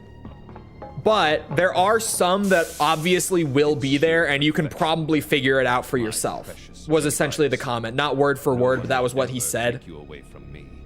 So MGS4 will be in there. That is the one that, like, regardless of anything else, MGS4 will need to be in that collection. So you finally come. Like, Portable Ops, who the fuck knows? Peace Walker will probably be there. I would think that's another, like, obvious one that will be there, because they already have an HD port. So, yeah. That's it, all right. Other than that, though, it's like Portable Ops, who knows? The Acid games would be crazy. Probably not, but they're possible. William. Metal Gear Hold Rising? on, darling. Maybe? I'm taking care of Probably, it. just because it's so popular, but like, who knows? It's pretty easily available on modern systems, so it's not really needed. But it could be there. Team, have you retrieved the sample yet? I don't think Twin Snakes will be there. Maybe, that would be nice, to be honest, just so that it's easily available for everyone. And then a lot of people will probably play it and see that it's not that bad. Are you telling me that he injected 5, the I'm G-virus weird into on. his own body? Personally, a lot of people do think 5 will be there, but like when I say with Metal Gear Rising, maybe it won't be because it's just so easily available on modern systems already. What was that? I would say the exact same thing with 5, where it's like,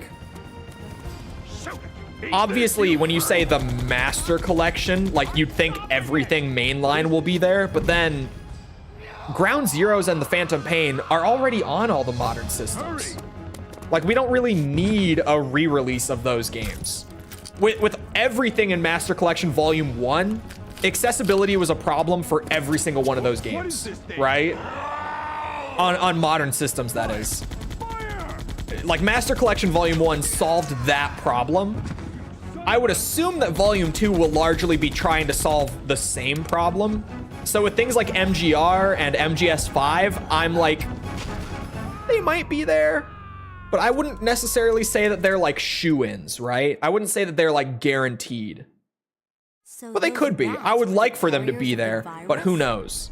Especially when you factor in, Result of his virus it's a induced $60 package. Are they really gonna give us lost any prior memories he had as a MGS4, human like man. Rising, Peace Walker, and both MGS5s in one $60 package? that's not I think that even Konami, necessary. that would be way too Every generous of device Konami. bioweapon, including William, With the first Master has the Collection, ability to it's like, okay, 2 of the infinitely games are MSX games, so they would be sold for like $5 a piece individually. What are you And then trying to MGS say? 1, 2, and 3 you can buy separately The bodies for of $20 a individuals piece. with That's non-related reasonable given their ability age and to everything. project the But then when we enemy. get to the newer games, I'm like, Since Sherry is his daughter, that possibility is non-existent. hmm, It's an inherent survival instinct. is MGS5 on Switch? It's Sherry. I don't think so, You no. go that I way. can't imagine it is. It...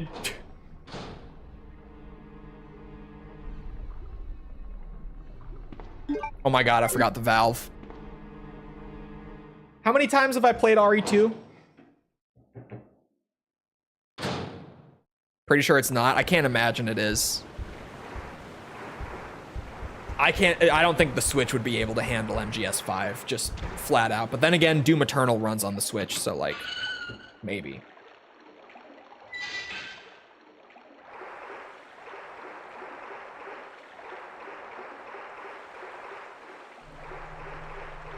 Considering how MGS5 runs on PS3, it can't run on Switch.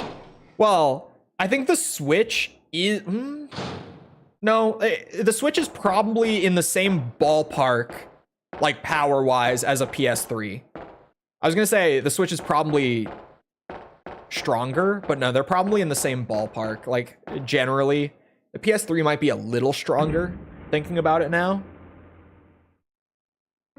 But They're probably about the same. But if you wanted to do, like, you know, again, the actual MGS5, like the next gen in quotes version, which is the one they would do, especially like releasing on every other system, I don't know if that will run on the Switch. I doubt it would.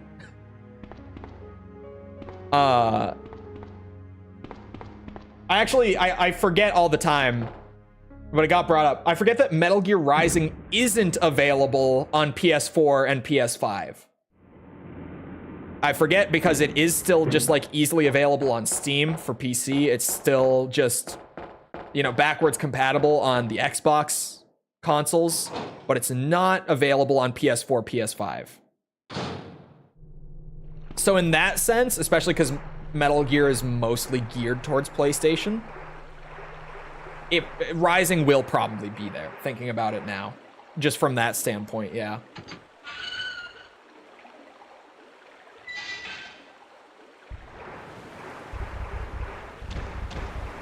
As powerful as that gen? Yeah. It's probably around the same, I would think.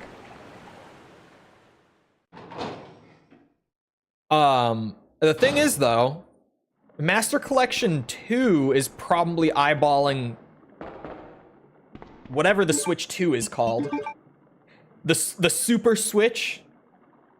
Oh my god, can they please call it the Super Switch? Dude, can we...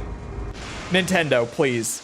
If you want one bit of goodwill, I will at least not shit on you for like 4 days if you call it the Super Switch. I beg you. Can we call it the Super Switch? Chat, imagine. I love this idea. I don't know about the rest of you. I love the idea of the Super Switch.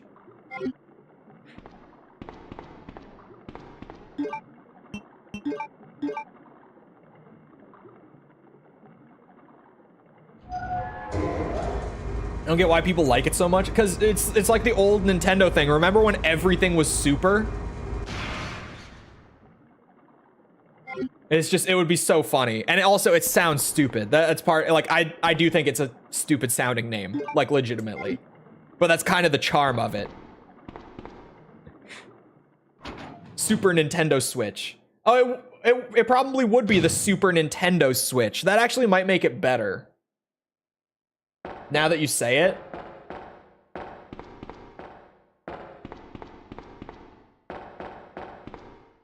it. Saying out loud Super Nintendo Switch, maybe it's not such a bad name. Super Switch sounds fucking stupid, but Super Nintendo Switch kind of rolls off the tongue. Now that...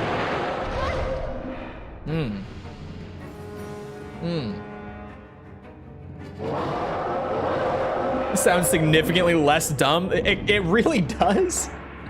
Hold on. Ah! Okay. I found another enemy that can tank a rocket shot. Or 5. How much health did they give this fucker?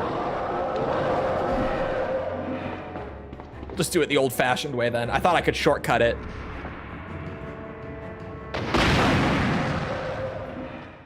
You know it's the PS1 version because of the camera lag.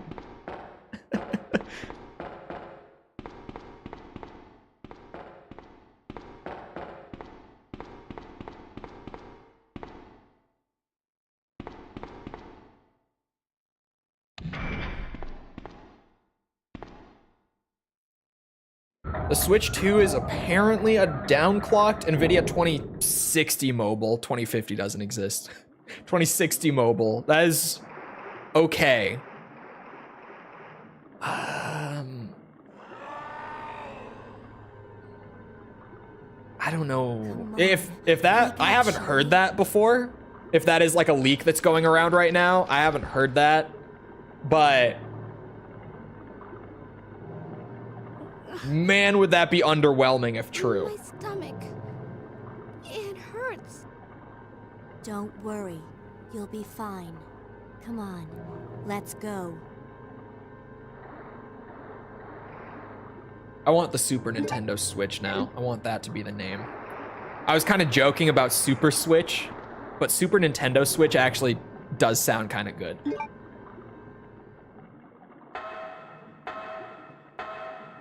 I'm not gonna like. Can we Super Nintendo Switch Nintendo? Please.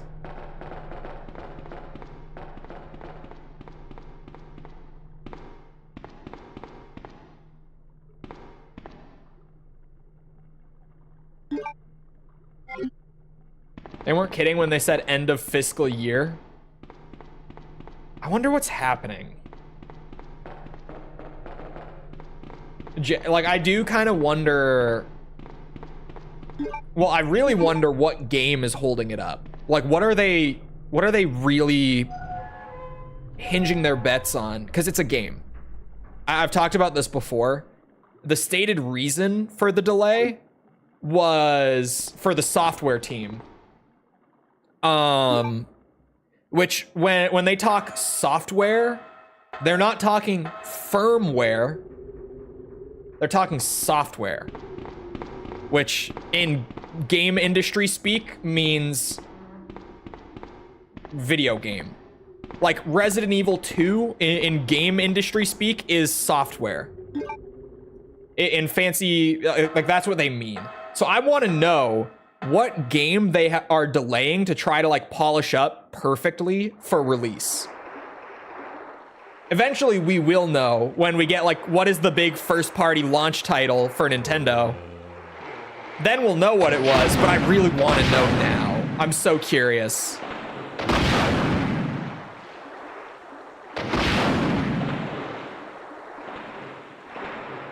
Probably a Mario? I don't know. I don't know. Switch 2 feels 3 years too late. It really is, to be honest, in terms of just like how the Switch 1 was holding up and stuff. Could be Prime 4. I don't know.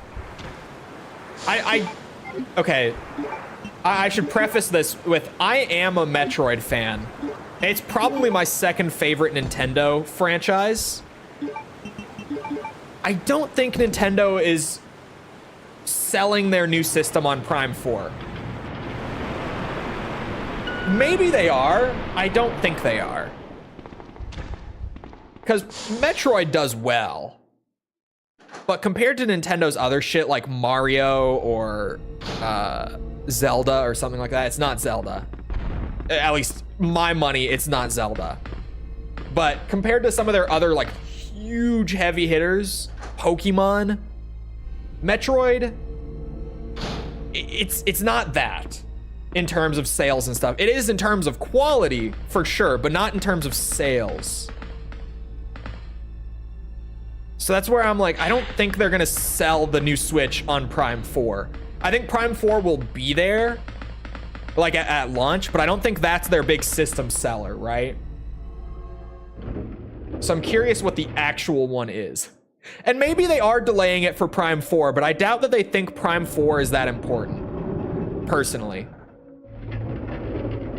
If I were in their position, if Prime 4 needed delays, I would probably say, ship it, and we'll just delay Prime 4, because we have the other big thing already.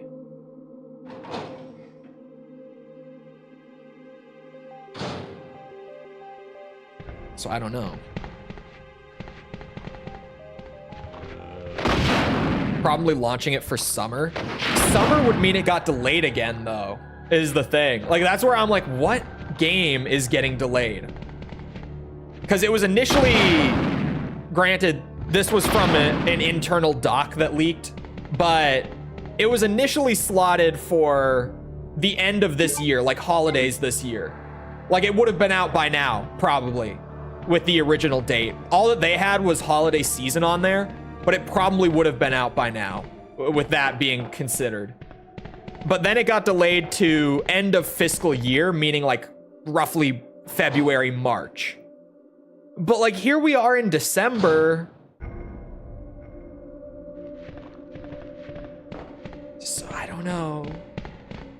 It might have gotten delayed again to the summer, but that means there's been a second delay.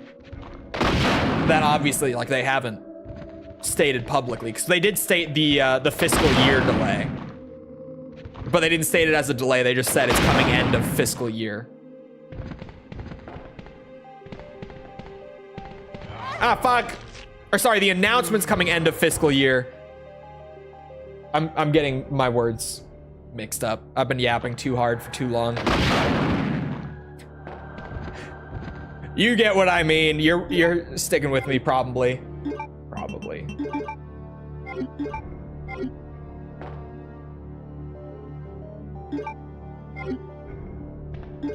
Some franchises that have gotten way more profitable during Switch's lifetime being Kirby, Metroid, Xenoblade, and something else. I don't think they're gonna sell the Switch 2 on Metroid. I really don't.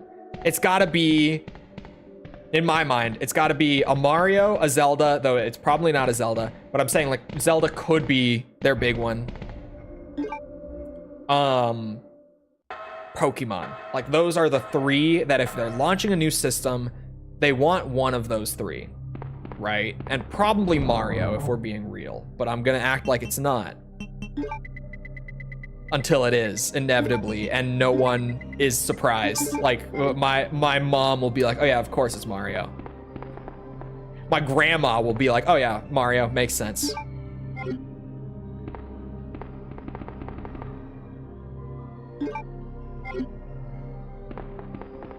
Definitely not. Star Fox and F-Zero are dead. If you ask me, it's over. Nintendo has sent those franchises the way of the Infamous and the way of the Days Gone. Those are dead. Those are very dead, in my opinion. I don't think Nintendo's gonna do shit with them, which is unfortunate. Granted, I've never been a fan of either, so I don't have a personal stake in this, but it is unfortunate because there are a lot of people who love those games. Why am I even stockpiling everything? The Wipeout treatment, yeah, the Twisted Metal treatment. Well, actually, it's probably best that they don't get the Twisted Metal treatment. That didn't go so well.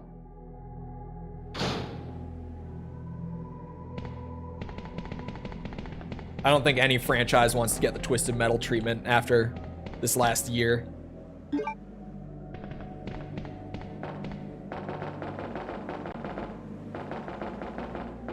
Come on, Sherry. All right, the key. Oh. She's not technically too far behind. Too soon for another big Zelda. That's why I'm saying, like, there's no way it's Zelda, but just in terms of, like, franchises that they could launch the system with, Zelda is big enough, is all I'm saying with, like, bringing up Zelda.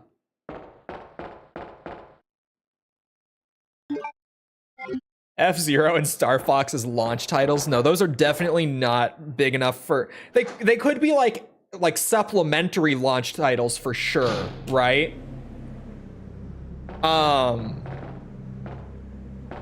But... What's it?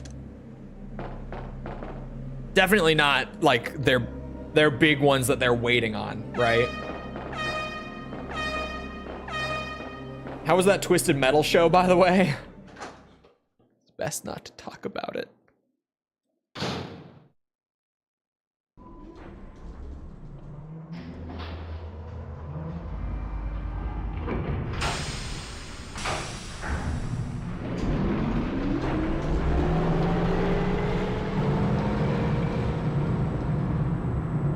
Maybe they've seen there's some interest. Yeah, it's just, is there enough interest for them to, like, Claire, place their bets on it? My stomach hurts. We talking like Halo TV show bad or just kind of generic bad? Hang in there, Sherry. Not quite Halo show. Actually, To hurry before the embryos pupate. not a lot better than the Halo show, but probably a little better. Personally for me.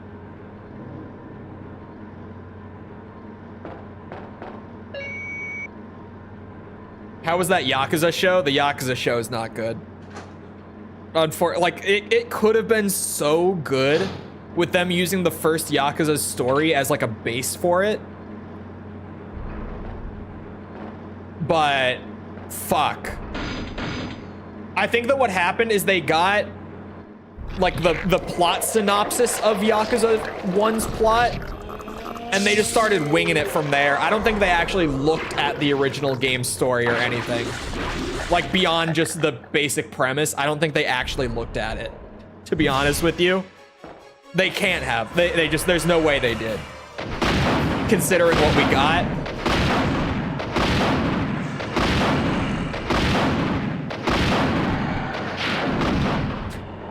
Yep, still fun, still having fun with it.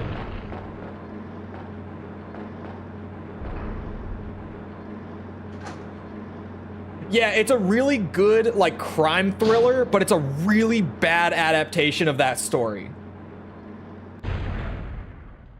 It's like, if you are a Yakuza fan, you're not gonna like it. But if you've never seen anything about it, you'll probably be okay with it. But even then, I don't feel like it's the best crime thriller or anything. I think some of the writing is pretty bad. Like, even just in isolation. I haven't even finished the show, to be fair. To be totally fair to it, I haven't finished it because I've been watching Daima instead. That's where my priorities have been. I watch like 20 minutes of TV a week, if even. So, I've been watching Daima instead. But, from the first like 3 episodes of the Yakuza show, I don't even think the writing's that great. I feel like it is being carried by just the basic premise of Yakuza 1 being so strong. Like, you can't fuck it up too bad. Oh, you're finally awake. Isn't this... That's okay. You keep it. Yeah, I'm sure it'll stuff, keep you safe. just weird changes Thank you, for no Claire. reason. Right? Even though... Like the one that Tibby just brought up. I'm an only child, Kiryu and Nishiki in the show hate Kazama. But in the games, he's like their father figure who they respect more than basically anyone else in the world. They got into the underworld because they respected him so much. But in the show, they hate him. Why? Like you missed the entire point of this character and this dynamic. Like you literally just Uno reversed it for no reason. As soon as I found the antidote. You fucked it. Just because.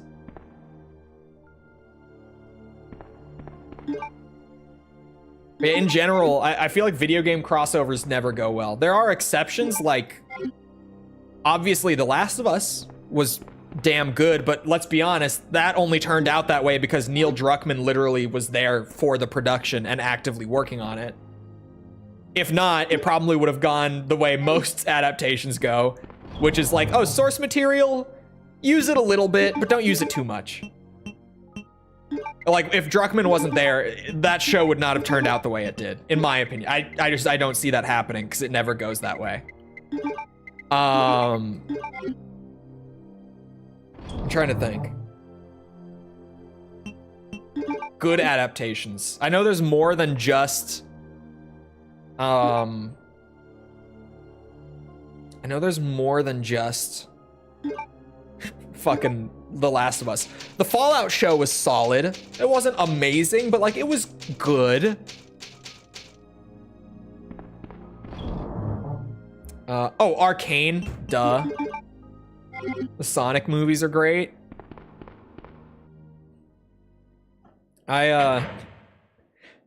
Look, you guys. Look, you guys. I'm gonna say what needs to be said about the Sonic adaptations, okay? They're great because they're basically Dragon Ball Z.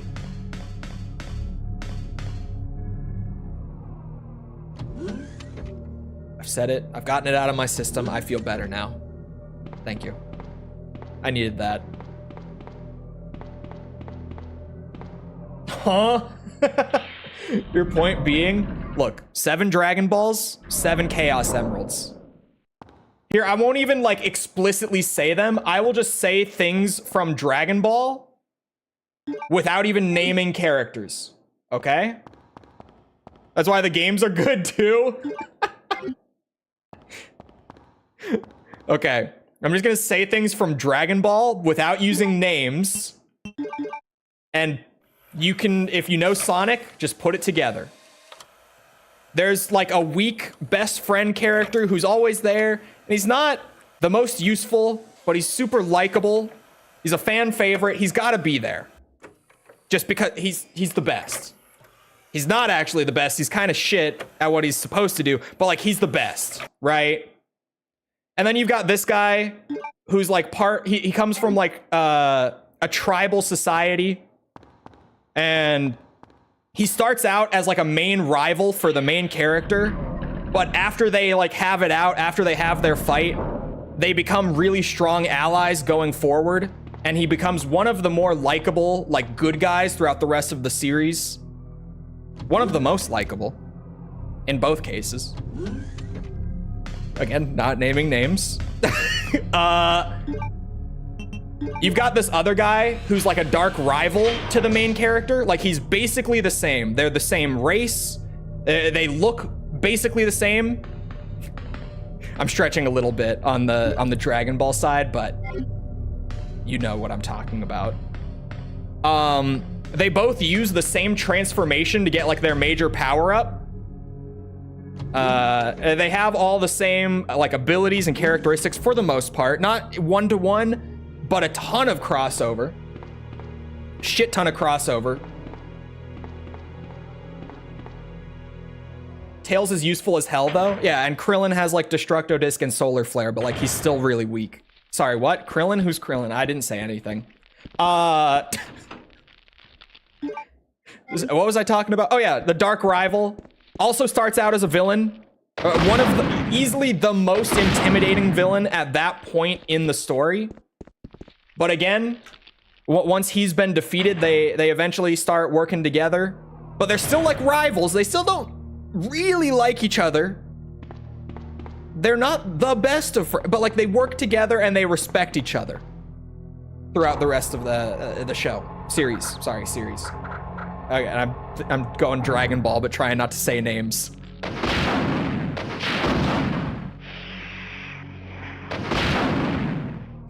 And see, chat has already put 2 of the 3 examples together. There it is. They're all 3. They got the Dragon Ball characters and the Sonic characters. Tails is Krillin. Knuckles is Piccolo. Shadow is Vegeta.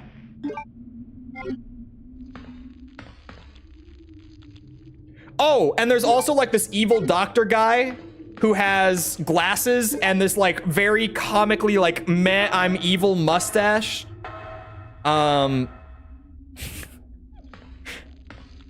He creates robots that cause a lot of trouble for the main cast. A lot of trouble.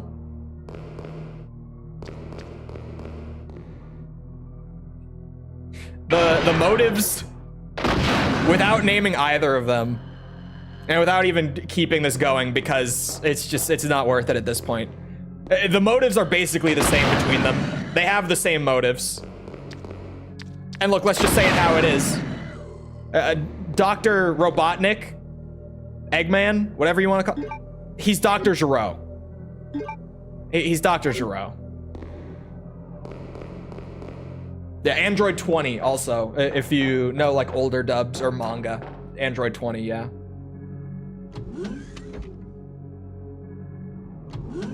Metal Sonic is Cell. Again, I could have kept this going, but I'm just not going to. I mostly wanted to keep it like, you know, as the movies have been up to this point. But you could keep going with the Dragon, like Sonic is Dragon Ball. Android 20, what? Yeah, in the manga and the older English dubs, he's just Android 20. Silver is Trunks, I love the chat has kept it going. I've already dropped it, but now that I've got the ball rolling, it's not gonna stop. I come back to Sonic is Dragon Ball, it's because it's true. Frieza would be Chaos or Memphis or whatever.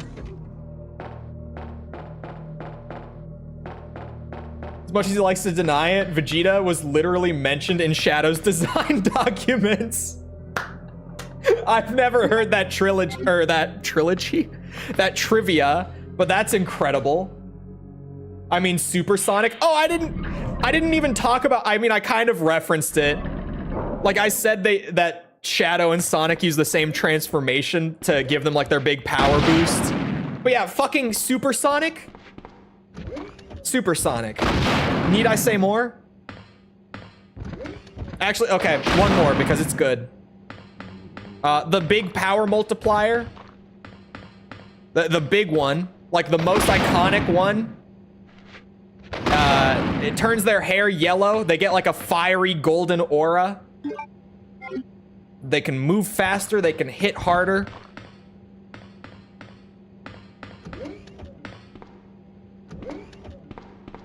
I mean, yeah. It's funny, but like Sonic is Dragon Ball and it's hilarious. I love it, but also it's so wild when you start making the comparisons, just how many of the comparisons you can make that are like actually one-to-one. I've just prepared a sample of the G-Virus, and this time, no one will take it from Literally me. just recreating the same pose from the Super Saiyan reveal panel. You know the one? I do know the one. Stop it! Sherry's in serious trouble. William implanted her with his embryos. There's no telling when they'll pupate. And if that happens... Scourge the Hedgehog is kinda Goku Black. I don't even know Scourge. This is the first I'm hearing Scourge the Hedgehog. William. Y'all are nerds, and we have fun.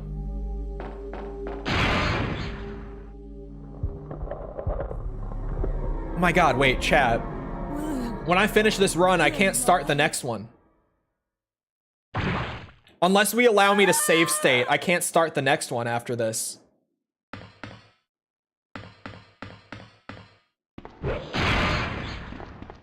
Who's Amy then? Amy is like Chi-Chi, but like Dragon Ball Chi-Chi, not like Dragon Ball Z Chi-Chi. Like Chi-Chi and OG Dragon Ball.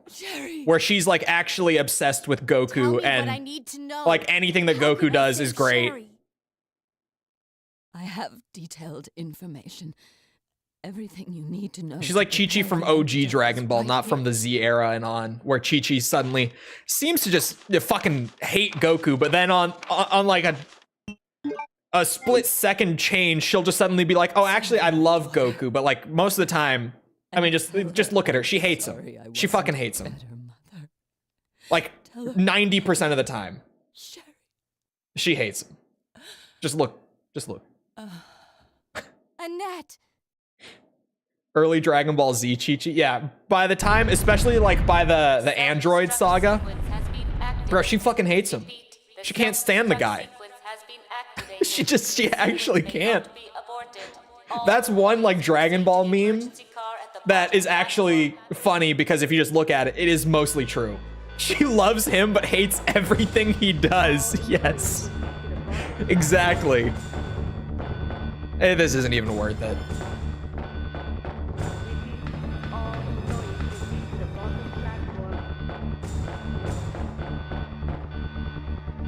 Would Cream and Chow just be Tien and Chaozu? Or, well, hold on. I don't know Cream all that well. I know Cream, like I can picture Cream and Chow, but I don't know the Sonic lore. Do they start as villains or are they just always allies? Because that changes things. It could be Tien and Chaozu, or it could be Yamcha and Puar. Either way, it's one of them. Do they start as villains and then become allies, or are they just always allies? But never mind that right now. Leon, you have to go back and get Sherry from Not a villain? Damn. There was a possibility. Yamcha and Puar. There. You guys keep saying literally a child. A child can be a villain. Have you seen how terrifying those bitches can be? I'm counting on you. Have you interacted with a child? They can be real villains. They can be bastards. And I mean, just look at how crazy Sonic lore gets. It could be powerful enough to be a fair, like it could be a fair fight.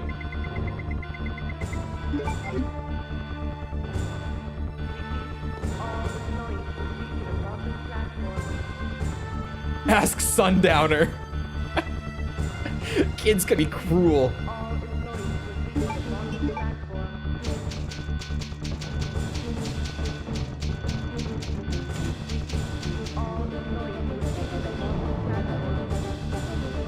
Children can be villains in groups. Children are literally demons. I say this as a father of 4. Yeah, I worked with kids for years. They can absolutely be villains. Just kind of there, but not really involved most of the time. That might be why I don't really know much about her.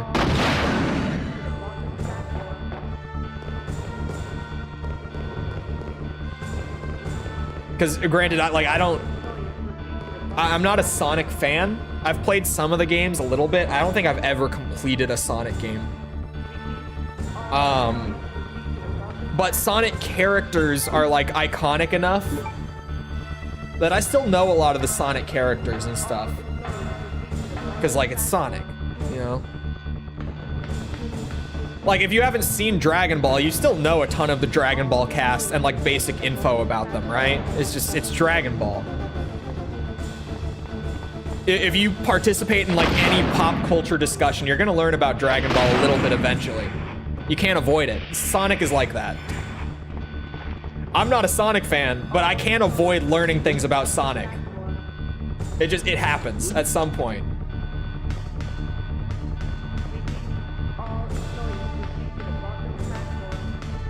Go Claire. Almost done.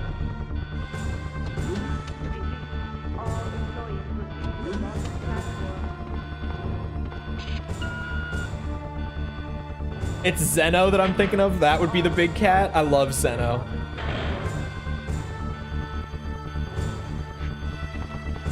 A lot of people hate Zeno. I love Zeno.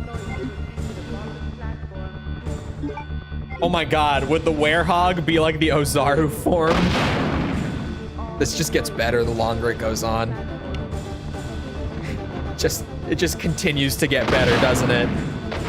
Oops. Oh, I got the one in the back. The rocket launcher's great. It's also fast as fuck. I'm probably gonna use it for the Leon B speedrun. God is a toddler in Dragon Ball, and it's incredible. It's hilarious. Because I mostly, like, the thing with Zeno that I mostly enjoy is the whole dynamic of, like, Beerus is fucking terrified of him. For good reason. Like, Zeno can just legit say, like, oh, this universe doesn't exist anymore. And, like, boom. Blink, it's gone. Because Zeno just snapped it out of existence. Thanos style. But even more extreme than Thanos. And, you know, it's literally a child. So, like, anything could set this godlike child off, right? Like, he could just get angry about nothing and snap a universe away. So Beerus, the god of destruction, if you don't know Dragon Ball, is horrified of this guy. This child that's God. While Goku, on the other hand, is just like, oh, it's a kid. Like, you just, you know, you play with kids. You just have fun with them. You let a kid have fun. And he just starts playing with this child. The child loves Goku because Goku's fun.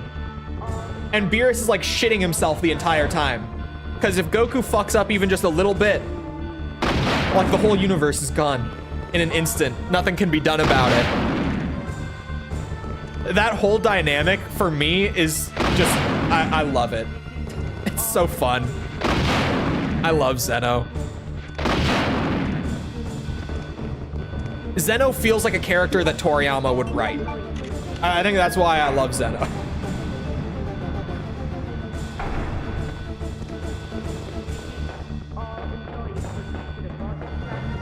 Almost end 6 universes? Yes. Yes. If they didn't wish all the universes back at the end, they would have ended 6 universes. Just like that.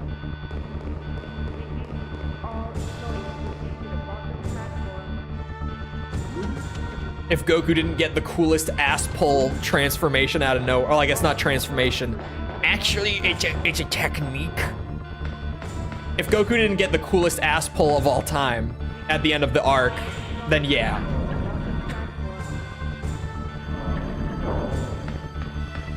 I feel like I've missed out. It's great. It's also, if you watch all of like the current canon, which would be Dragon Ball into Z, into Super, and then I guess Daima is probably going to be canon going forward, which is a whole thing that's weird, but like it likely will be. It's also like 400 episodes, but it's worth it, I'm telling you. It's one of those, it's like One Piece, where every One Piece fan is going to tell you it's worth it, even though it's like 1,000 episodes. But thankfully, it's only like a third of the length that One Piece is, at the very least. So if One Piece is too much for you to get into, Dragon Ball could be your big one. It's better anyway. Sorry, what? You guys hear that? That was weird. I didn't hear anything though.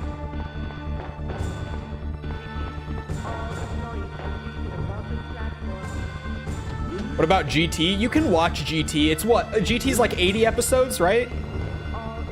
I haven't watched GT in a long time because... yeah.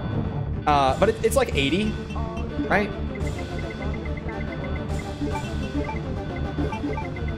How can you say that it's better if you haven't read One Piece? That's the thing.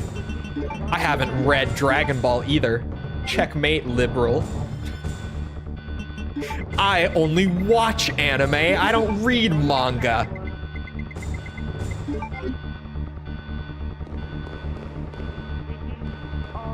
GT is not good. There's like 20 some episodes of GT that are worth it.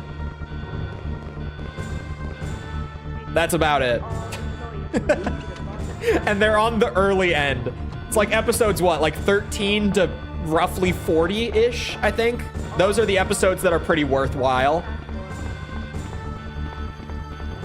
Everything else, no. But unfortunately, you have to suffer through one of the worst arcs I've ever seen in an anime, being the first like 12 episodes of GT, to get to the stuff that's worth it. 5 minutes until detonation. And then you get another one of just the stupidest nonsense arcs after that. But that's only like, I think it's literally like 6 episodes. Super 17, isn't it literally like, it's like 6 or 8 or something like that? And then the Black Star Dragon Ball arc is, or sorry, Black Star Dragon Ball is the first 12 episodes. That's what that arc is called. My bad. Whatever the final arc is called, the one where the Dragon Balls turn into dragons. Oh, that arc is like,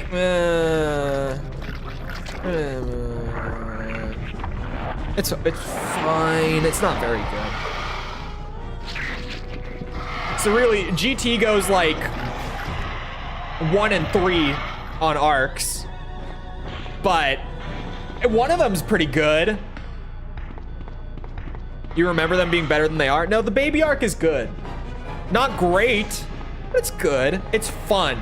That's the big, like, it's not like it's masterful writing or anything. The storytelling isn't really that great in the baby arc, but like, it's a fun arc. It's a fun arc, which is more important than anything. Look at OG Dragon Ball. Being fun is more important than anything else. I say that as someone who, like, OG Dragon Ball is nearly as good as Z. You should not skip OG Dragon Ball, in my opinion. In my opinion. Some people would disagree. I think there's no way you should skip it. You just shouldn't.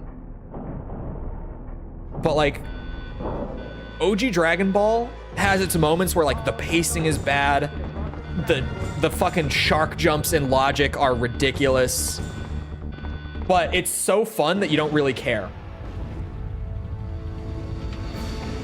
Being fun will carry it. Even when Dragon Ball's bad, it can be so fun that you don't think it's bad. It's part of the magic. It's part of that Toriyama magic. At least when Toriyama's working on it. Then with like Super and GT, it's a whole other story, but...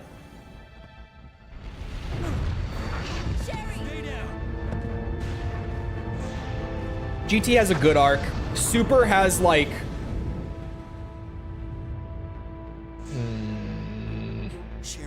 Super has 2 awful arcs at the beginning, a 3rd arc that I think is pretty bad, a 4th arc that's decent, and then the last arc of Super is actually good. But I'm also one of the biggest Super haters, so. Please wake up. I just can't get into DBZ. Never make it past the Namek arc. The Namek arc, Gonna be okay. for me, is the best Dragon Ball arc. Like, out of any of them. Out of the whole franchise, that is the best Dragon Ball arc. Namek is so good. Find my brother. It's got, like, an A plot and a B plot and a C plot and a D plot. But all of those plots are good, and then they all come together My God is in a shockingly natural way at the end. Always be with you.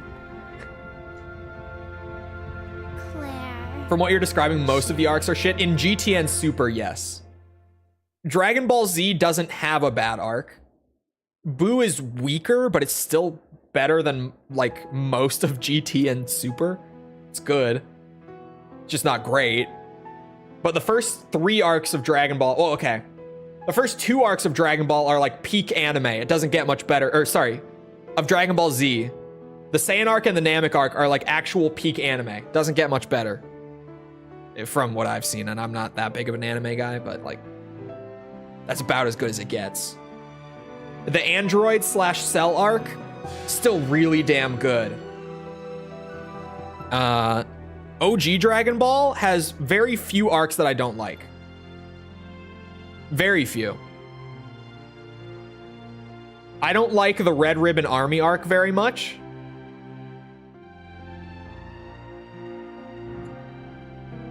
And I think the King Piccolo arc is only okay.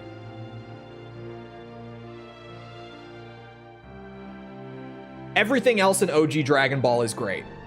Okay, the first like 10 episodes of OG Dragon Ball are literally just a comedy show. So for some people, it's kind of weird when they get into Dragon Ball, or they try to, and they start with that. They're like, this isn't what I thought this would be. The first like 10 episodes of what's it?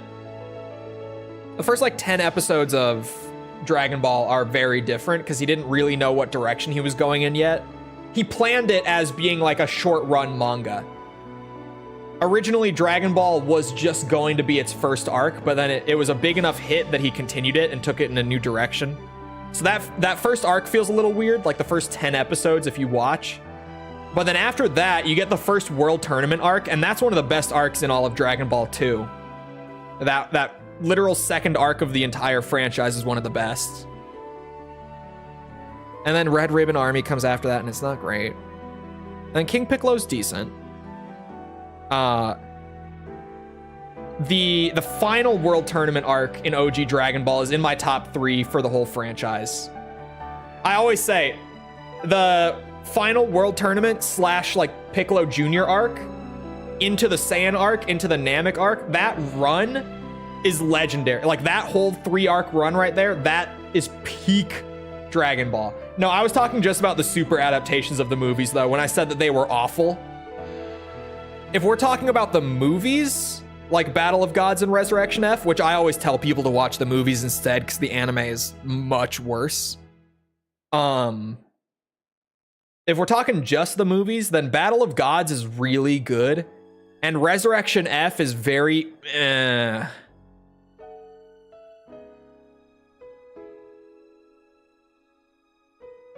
Yeah, my B rank. It was that first aid spray. Oh, and the time, 2:31.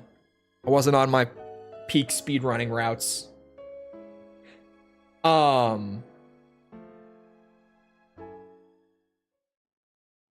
What the hell did I just yap about? I just got brought back. What was that? That was like a blur. Did I finish the game? I did? Okay.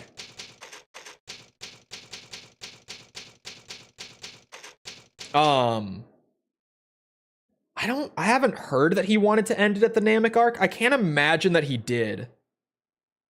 Just from like the way the story was told, that wouldn't make much sense to me. Cause the Namek arc intentionally sets up a lot of like character progression stuff that isn't finished in that arc and is only finished in the next arc after that. In the Android and Cell arc, that is.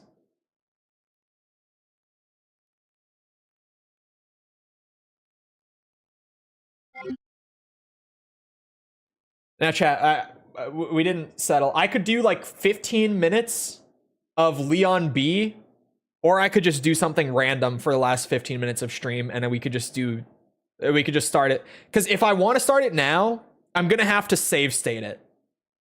Because the requirement for this next run is no saves. I can't save for the entire speed run. So, do I start it now and then save state it? Or do I just do something random? Fuck, I could play Sparking Zero. I have it installed. That'll kill 15 minutes. I'm yapping about Dragon Ball this hard already. Why not? No, not stuff from other series. That would be RuneScape. Don't tempt me. Do not tempt me.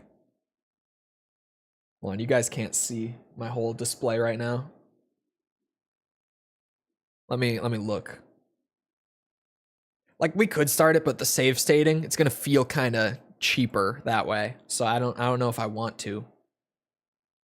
What do I have installed on my PC?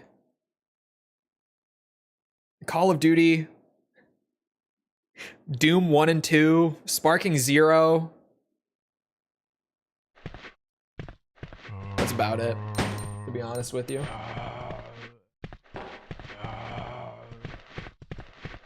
Until the editors. Yeah, most enemies. Most of the antagonists in the Android arc, that's the case. Originally, 19 and Jiro were going to be the antagonists for the whole arc. 17, 18, or 16, 17, and 18, sorry, were all added in after editors brought the feedback that fans didn't really like the new villains, the new antagonists. So Toriyama ass-pulled those three. And then people still didn't like those three, so he ass-pulled Cell. And then people were finally like, okay, I like Cell, maybe, but he doesn't look very cool. And then we got the ass pull of Cell's transformations.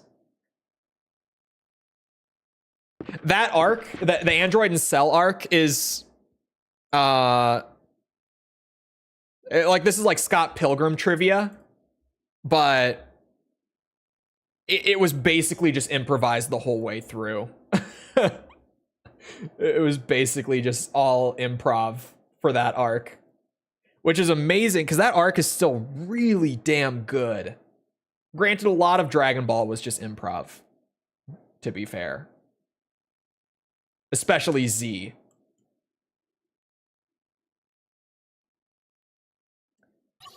This feels appropriate. Random 10 minutes to close us out. VOD watchers are gonna be like, what the fuck? What are we doing? Hold on.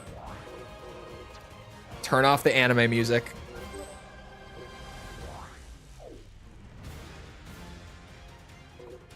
Seem to really miss those VR missions. Nope. No.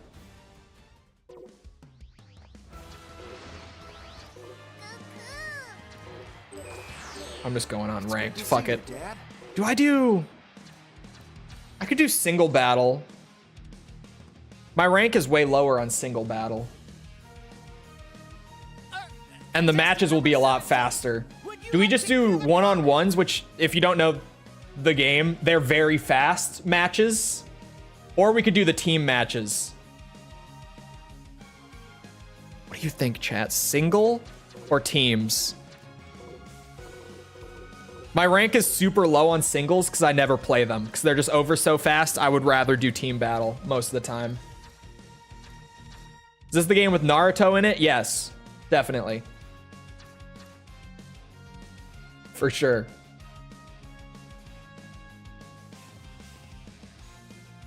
Anyone? Anyone?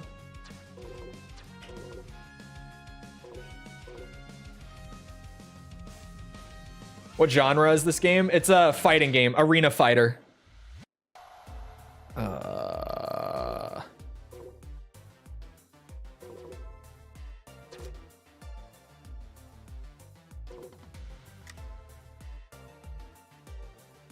Yeah.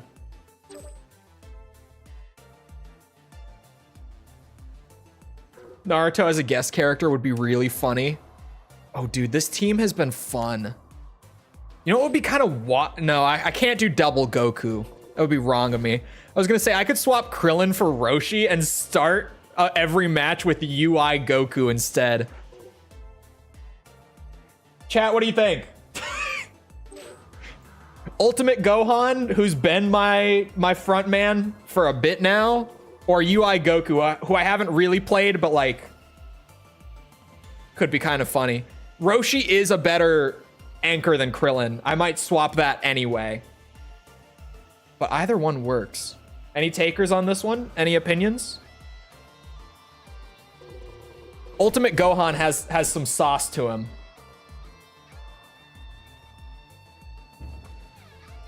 See, I might... yeah, I think I do want to stick with Gohan, actually. UI Goku, because memes? Okay. See, you had to go and give me a reason like memes. I want bulky Roshi anchoring me. All right. We're double Gokuing. We're doing it. Because I'm not swapping GT Goku. GT Goku always stays on the team. Super Saiyan 4. Here's the issue. I haven't played UI Goku like at all. I can probably figure it out.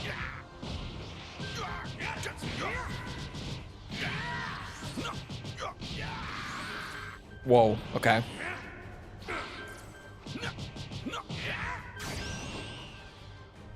How much sauce does he have?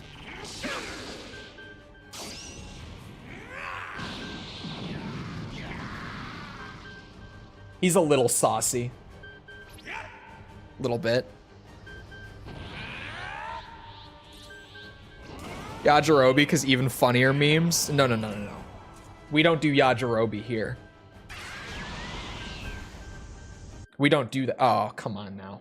You can't interrupt me like that.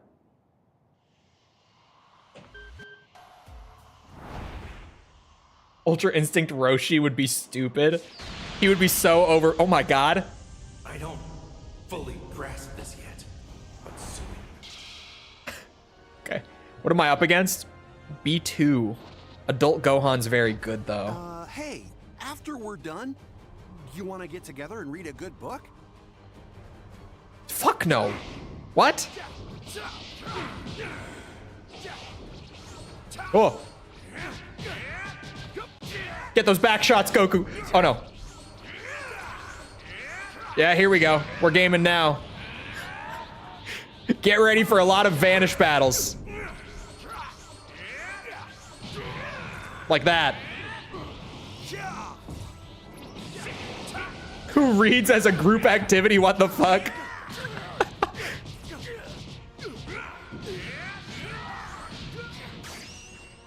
Please land. No, I didn't think so. It was worth a shot. It would have been sweet. Why? No, no, wait. This is the super opening. Why do people use this song still? It's still not fixed.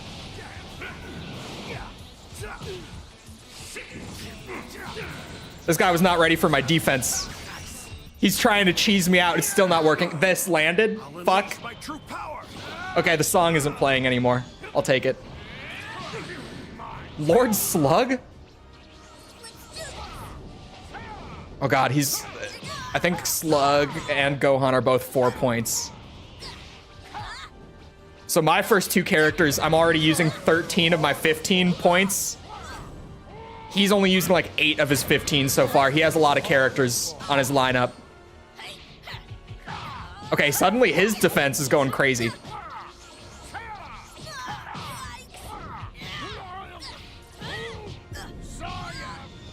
Where did this come from? You were not playing like this a minute ago. Get the goat. Get the goat.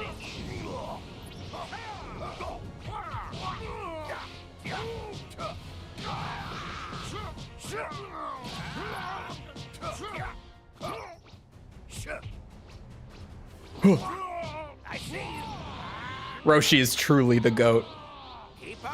I fuck with this guy so much.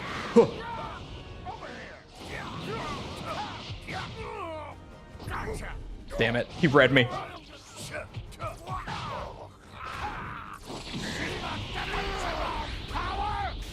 Yes! Get his ass, Roshi!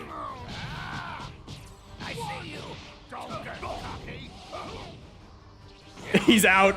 He's fucking out. King Cold? What is this team? He has instant spark. I was like, all right, I just have to try my abilities to see what they are.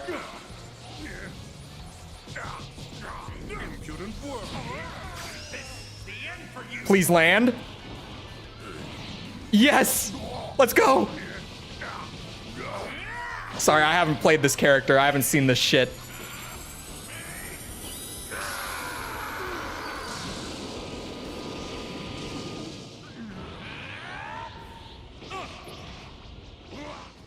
I don't understand what's happening, but I'm here for the mindless violence. Good. That's what this is all about anyway, right?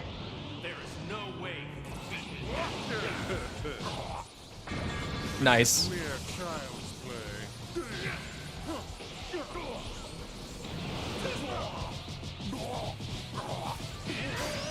He just countered it. This lands. Or not. It clashes. That's fucked.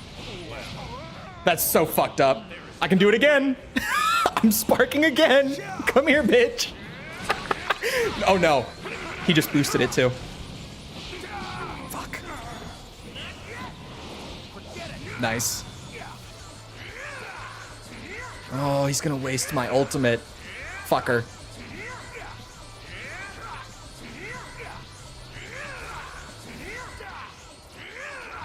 I can do this all day. I've got the timing, but clearly so does he. Oh my god. We're going all the way.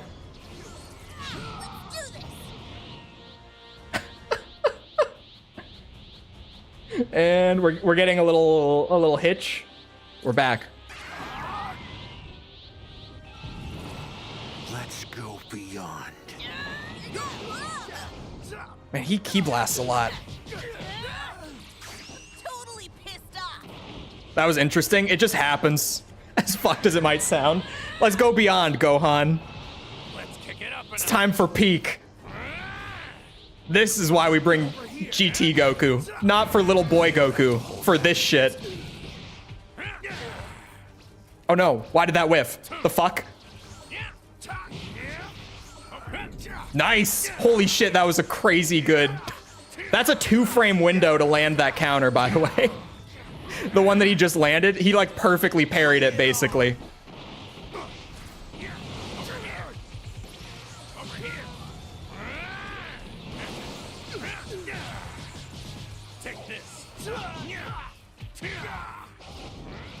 Oh, I shouldn't have done this. This was a waste. Yep.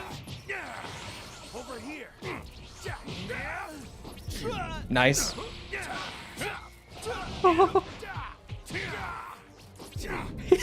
I shouldn't have done that again. I thought it might have landed. I know I'm getting out of here, but don't count me out. Enough. He's really good at that shit. I don't know if Z and Super Broly have unique dialogue, though. I imagine they do, but I haven't seen it. And some characters that you would expect don't. Granted, most of them that you'd think do have them. I cannot read what's going on. It's very fast. It just, like Glenn said, it's mindless violence. Because it is a very mechanical game. So if you can't parse it, it's like a Dragon Ball fight. It's fine. Don't worry about it. This shit looks so silly, though, if you don't know what's happening. It looks silly even if you do know what's happening, to be fair. Keep on trying. Oh, he didn't let me get it. Fuck. Over here. Over here.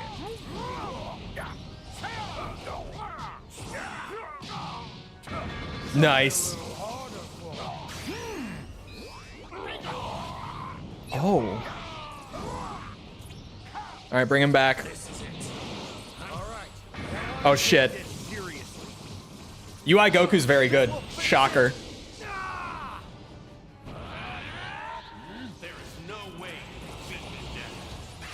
I'm doing it. I'm doing it. Something beyond my strength limit.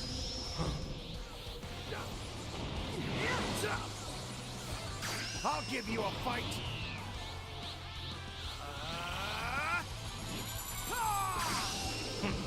I'm dead. I was hoping it didn't input cue that, but it did. That's so fucked. Thanks for training with me. He had more health? Oh, who did he have in his pocket? That's why. There should be more of a cooldown on the teleports, though. Absolutely. I do not disagree. He declined. I'm doing one more. I'm doing one more. Kakarot. We didn't get the UI theme or the Kakarot versus Broly theme from Super. I wish there were just more good anime songs in the game. In general. UI Goku is so saucy.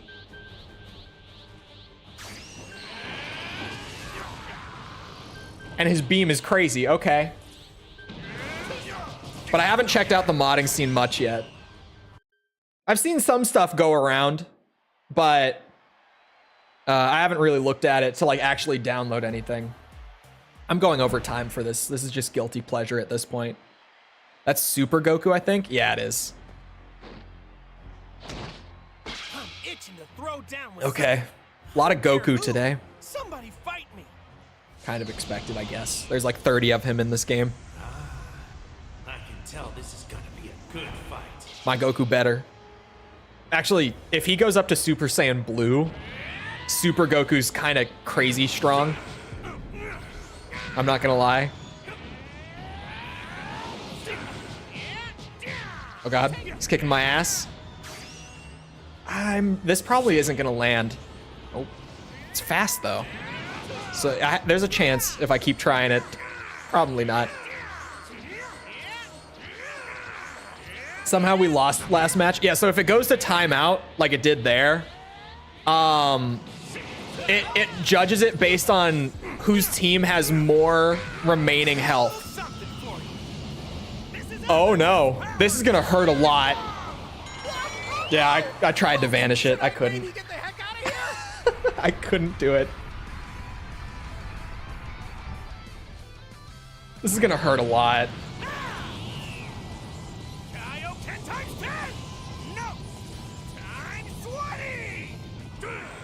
Super Goku is very good. I said it. Oh my god, he's sparking again.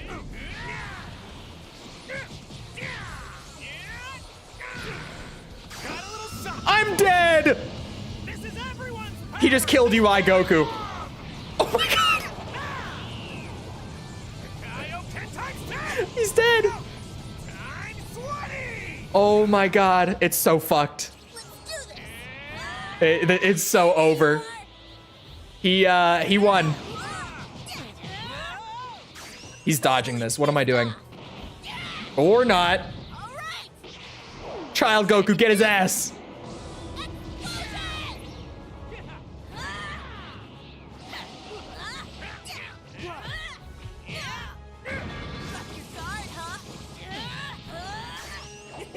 Just like the good old days. No!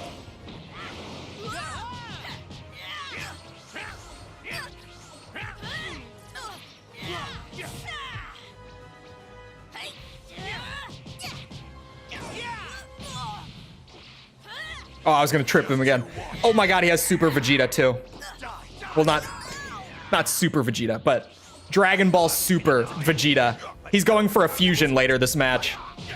Guarantee it.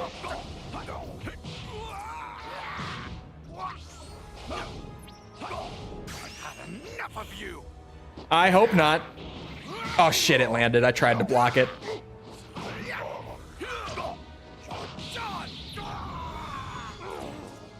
Get the other one back. He stands a better chance here. How did I miss that? That's fucked up. I swear it ate my input.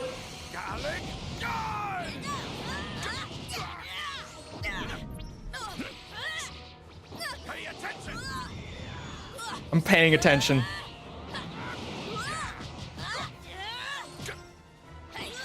Damn it. No.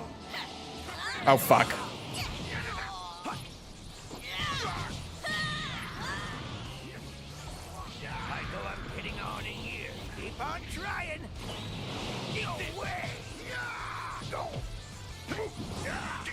Avoid the inevitable death beam that's incoming soon. Oh no, here it is. Yep.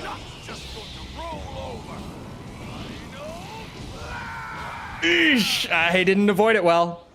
That's why I brought Roshi in. He's going blue. Oh god. Can we not do this?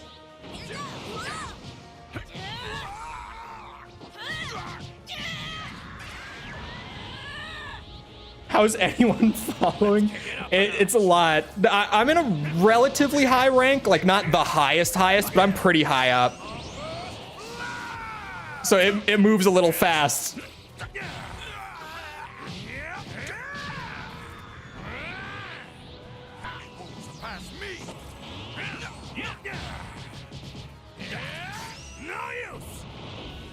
Yes, let's get it. I think he's dead. I think I killed Vegeta.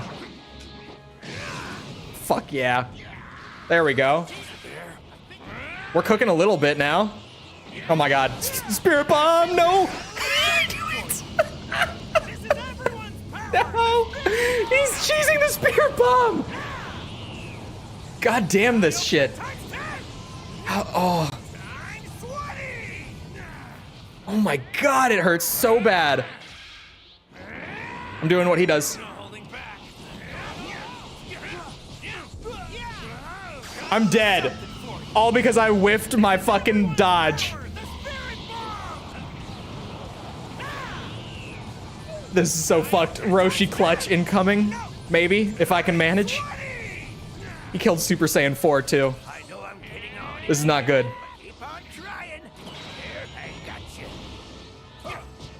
Nice back turn.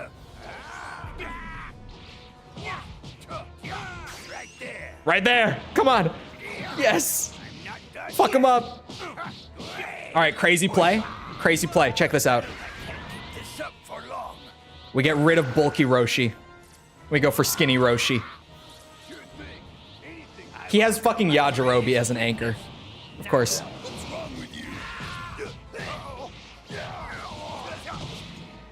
Oh no. And he knows the tech. No. No. My Roshi clutch, no!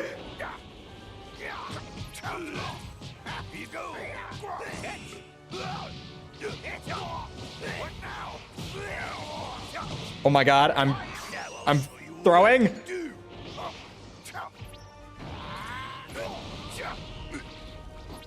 Fucking shit. I went to skinny Roshi because he has an unblockable. Hold on. Oh, I'm dead! Wait. Not dead yet. About to be. Fuck! God damn it. Okay. I don't even know what rank this guy was. Hey, I won. Dinner's on you.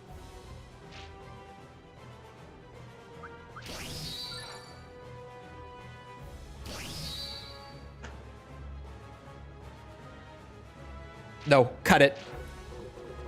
Cut the VOD. Cut it.